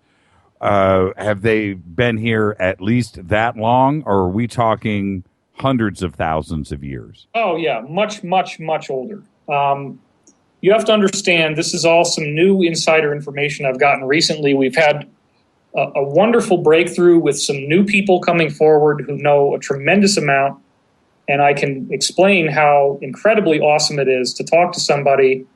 I have thousands of things that I've not leaked online for various reasons, and part of them is I need to be able to see who's real and who's just parroting things that I already leaked online before. Right. And There are people out there who are claiming to be insiders who are basically just compiling what they've heard from me and other people. So I hold a lot of things back so that I can see who's real. Right. But we've had some very, very real people show up that know a heck of a lot at the very highest level. And I've learned a lot more. And one of the things that I know now is that the top third of Africa, the Sahara Desert, was all a vast civilization, and we're guessing it was probably that way about 50,000 years ago, and it was all wiped out in a massive, massive attack. And the Giza Plateau in Egypt is only the highest portion of a civilization that is still very real and is all waiting for us under the sand, anywhere between about 40 feet to 100 to 400 feet down of sand in the Sahara Desert. If we started just digging out the whole Sahara Desert, it would be the ultimate extraterrestrial artifact playground like you can't imagine. So many buildings, so many technological artifacts down there. It is totally mind-blowing. And the same thing is true with Antarctica. There are gas pockets in Antarctica caused by volcanism that melts the ice. And if you go down there, there are huge areas of totally toppled over ruined buildings of vast size and also very significant underground bases below the surface of these areas as well. And actually the Nazis in World War II were the first ones to go to Antarctica, and they went into some of these pockets and cavities and found some of these places and basically reoccupied it and took it over, and that was the New Berlin base that they then transferred their operations to at the end of World War II when they realized they were losing, before they went to the moon. At the same time, they also went to the moon because the Nazis were the first government to develop flying craft using anti-gravity, thanks to a few different things they got, one of which was Victor Schauberger's work, one of which was from extraterrestrials that had contacted the Nazis, like some of these reptilian groups. They made treaties with them. And in fact, the original Lunar Operations Center on the moon is still there. It's ruined now. They don't use it anymore, but it is a swastika-shaped building on the moon, believe it or not. With Antarctica and the Sahara Desert, the northern part of Africa, is any of that still occupied, or has it just been abandoned? Underground facilities, very much so. There are a lot of different ETs here that still work in and around our Earth. There are undersea bases, underground bases. And you got to understand that the Egyptian priesthood went around to various digs that they had conducted and found all kinds of ancient, very, very valuable extraterrestrial documents and books, actually. And some of these books have indestructible pages that they look like paper, but they're not made out of paper. It's some sort of Kevlar type of material. And those books were stored in the Library of Alexandria. And then when they allegedly burned the Library of Alexandria, that was a false flag. And all they actually let burn was census documents and tax forms. And they took all the good stuff and relocated it to, guess what? The Vatican Library, where it still is today. And there is a vast repository of extraterrestrial books that goes back to the whole history of extraterrestrial colonization of our solar system, which includes Mars, which includes the moon, which includes a planet that was a super Earth that blew up and became the asteroid belt. They had settlements all over the solar system. Most of the large moons in our solar system still have vast amounts of ancient bases dug into them. There's ancient toys all over the place in our solar system. They're everywhere. What about the Malibu deep underwater base? I haven't had a chance to talk to you about that. We made the discovery back in May, and, we didn't discover it. It was already there. We didn't plant a flag on anything, but we certainly brought it to the media. And I haven't had a chance to talk to you about that directly. What do you know about that? I know it's there. I know it's definitely real. I don't know actually that much about whether it is manned by Earth-based personnel or extraterrestrial or some combination of the two. But there are a fairly good number of extraterrestrials that work in underground and undersea facilities. When I mentioned before that there's about 10 to 18,000 people walking around here, those people are not I'm not including those in the underground category. Those are just people that have some sort of immigration papers and have been allowed to be here. And they're not threatening. And they're very, very, very tightly monitored, by the way. So if people start freaking out about this stuff and they get all paranoid, look, these are ordinary flesh and blood beings. If you shot them with a gun, they're going to blow up just like anybody else. They don't have any special capabilities. They may have, certain types of weapons, but they're not allowed to bring those weapons here. So they really do not, they're at a total disadvantage. There is no advantage to these people telling us who they are. And part of the plan for disclosure has been that if we get to that point, like, for example, it didn't happen, but there was a plan on the table that Obama was going to tell us in 2009, in November, that there were 5 different extraterrestrial human groups that have been working with the United States government for about a century. It didn't start with Roswell. It's a lot older than that. He was going to introduce us to these people on live television, 2-hour special that would have been on every network all over TV. And he was going to say, these people are here to help us. Please don't shoot them. And that would have been mind-blowing. It didn't happen, but it could have happened. And it was thwarted by 5 different factions that made sure that he wasn't going to do that. And one of the ways they made sure he wasn't going to do that was the Norway spiral. Isn't it interesting that Obama was going to accept the Nobel Peace Prize in Oslo, Norway, and the night before he does, this massive holographic spiral thing shows up in the sky right over where he's going to get the prize. And at the same time, you had a gigantic mile-wide floating black tetrahedron appear over the Kremlin in Russia. That's right. Those were our Cabal people threatening Obama because the original attempt that was going to be made on November 21st, 2009, that's when they booked the time. We actually had somebody working at a high level for one of the major television networks who leaked this to us. Again, I only hear about this stuff third hand. Nobody's talking to me directly. I hear about it from somebody who hears about it from somebody. But what happened is the plan was thwarted, and there was a backup plan that Obama was going to make the announcement when he got the Nobel Prize. And the night before he gets the Nobel Prize, they generate the Norway spiral. And he was told by somebody who was compromised and was close to him in his security detachment, by the way, Mr. Obama, if you decide to say anything tomorrow, you wouldn't like it if Air Force One happened to fly through one of these, would you? Wow. Yeah, that's what that was. It was a massive, ballsy, masculine, incredibly aggressive threat. Don't you dare do disclosure when you get the Nobel Prize. And he didn't. So, okay, we have 10 minutes left. Maybe we can stretch it. It really flies by. Huh? Yeah, it does. Well, you and I knew that, though. Yeah. Next time we'll do 4 hours. I'm not kidding either. Okay. Well, we're scratching the surface on all of these subjects. We're doing our best here. But let me ask you this.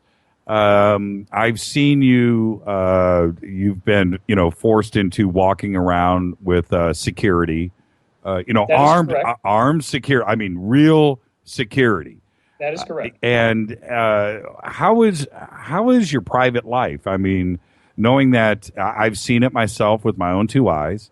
I remember the last time that I saw you. You literally had to turn to your security guy to calm him down. This guy's a friend of mine. It's cool. I'm like, man, wow, really? But I've seen it. And so, how is your private life? And how do you want to share that with us? How do you deal with it on a day-to-day basis now? I essentially keep myself extremely isolated because there are threats against me. I have to be extremely limited in how much I leave my house. I do have various forms of security that I have in the house, including a dog that is one of the breeds that you want to have. Right. It's not a Schnauzer. I do not own any firearms. I have been guided not to do that. I wouldn't want them here because then they'd be used against me, and I'd be framed as like a anti-government radical or a terrorist or something like that. So I do not have any weapons here. But there are also divine protections, which some people are going to laugh their ass off when I say this, but this is a spiritual war. And as I said, I think on your show last time, there is a law that says that the bad guys are not allowed to shoot the Red Cross workers. And that is an absolute reality. So yes. As long as I don't do anything corrupt in a spiritual, moral, ethical sense, I haven't ripped anybody off. I haven't banged any female fans that would love to bang me, and there's plenty of them. Believe me, dude. I mean, it's like, you want to talk rock star, it's the same thing when it comes to this field. Sure. So, especially go up on stage in front of 200-300 people, you get all kinds of crazy stuff that happens. Yep. Just in trying to get from the stage to the bathroom. It's like you get 20-30 people try to stop you. So my attitude is, there's not very many people out there who are doing what I'm doing. And then of those people, a lot of them have had various character defects, which some of them are honest about, some of them are not. And then those character defects at various times can end up leaking, and then those people are humiliated or discredited. And in some cases, they do it to themselves. So, for example, you're never going to hear me publicly saying something derogatory about other people in my field. Another example, I will never betray the confidence of any of my sources.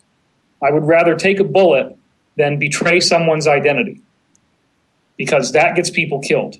And people have been killed. There has been a lot of ignorance and stupidity in how we've handled this, and I didn't even learn the full extent of it until recently. I don't think that I personally leaked any information that got people killed, but others who have been talking about this definitely did. Mm-hmm. So this is real, and it's a battle. And I forget what you asked me. I'm sorry. Well, it's you live a very sheltered life now. There used to be a time when you could run around the streets and do whatever you want, but it's not that kind of party anymore. And I'm in a garrison mentality right now. Sure. I stay at home, and I have very limited social interactions, and pretty much the only people I talk to are insiders. So most of the people I talk to have highly advanced special ops military training. And as a result, I'm much more sympathetic to the military than I used to be. And if I had the opportunity to serve in a valiant military force, I would gladly do it. But there is nothing like that on Earth right now, unfortunately. Were you, was this life an accident, or do you feel like, or have you been told that you were chosen? Well, chosen implies a messianic Christ complex, which I have fastidiously tried to avoid, even though many people put their projections on us. In fact, this is a very interesting point. It's side of a side tangent, but it's worth saying. The various extraterrestrials that have tinkered with our DNA for thousands of years programmed us for certain things. One of the things they programmed us with is that we have a huge bandwidth of emotions, much more than most other groups, which is our greatest weakness, and it also potentially makes us very threatening to them, because when we harness the power of our emotions, we can make massive spiritual growth very quickly. Another thing that we've been genetically programmed to do is to create and worship idols. And that is a very essential stage of our awakening, is to stop doing that and recognize our personal power, rather than wanting to have a hero figure that we think is going to save us so that we can just sit pretty and not have to do anything ourselves. That's an interesting point. Do the ET races, there's so many of them, but do they have a religion, or do they recognize that they don't have hero worship? What's their relationship with themselves and religion? Oh, I think I just lost David. I just lost, my internet just went down. No. Okay. Hang on, everybody. Hang on. Let me take a break. Internet just went down. If you can still hear me, I'll be back right after this. This is Fade to Black, only on the Dark Matter Radio Network. Internet just went down. I'll be back right after this. Stay with us.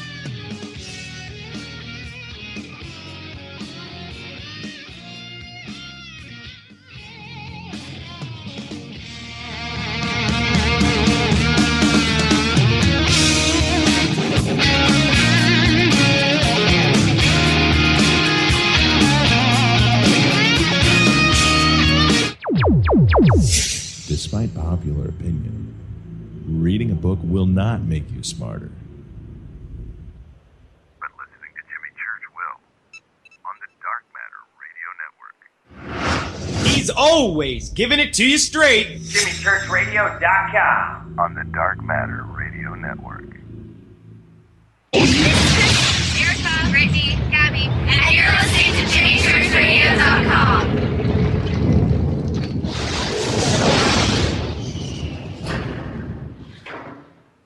This is KJCR at JimmyChurchRadio.com. On the Dark Matter Radio Network.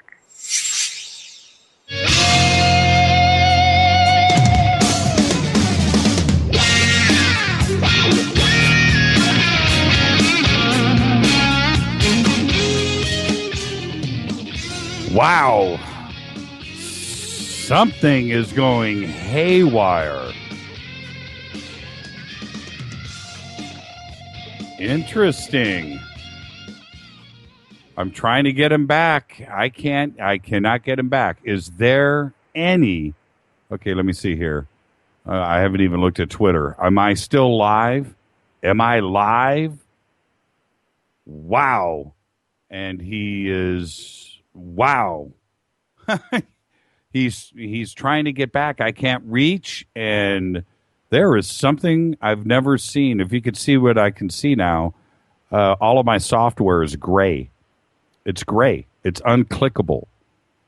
It is unclickable. David, I'm going to try to get you back for this last 5 minutes here. Let me try this one more time.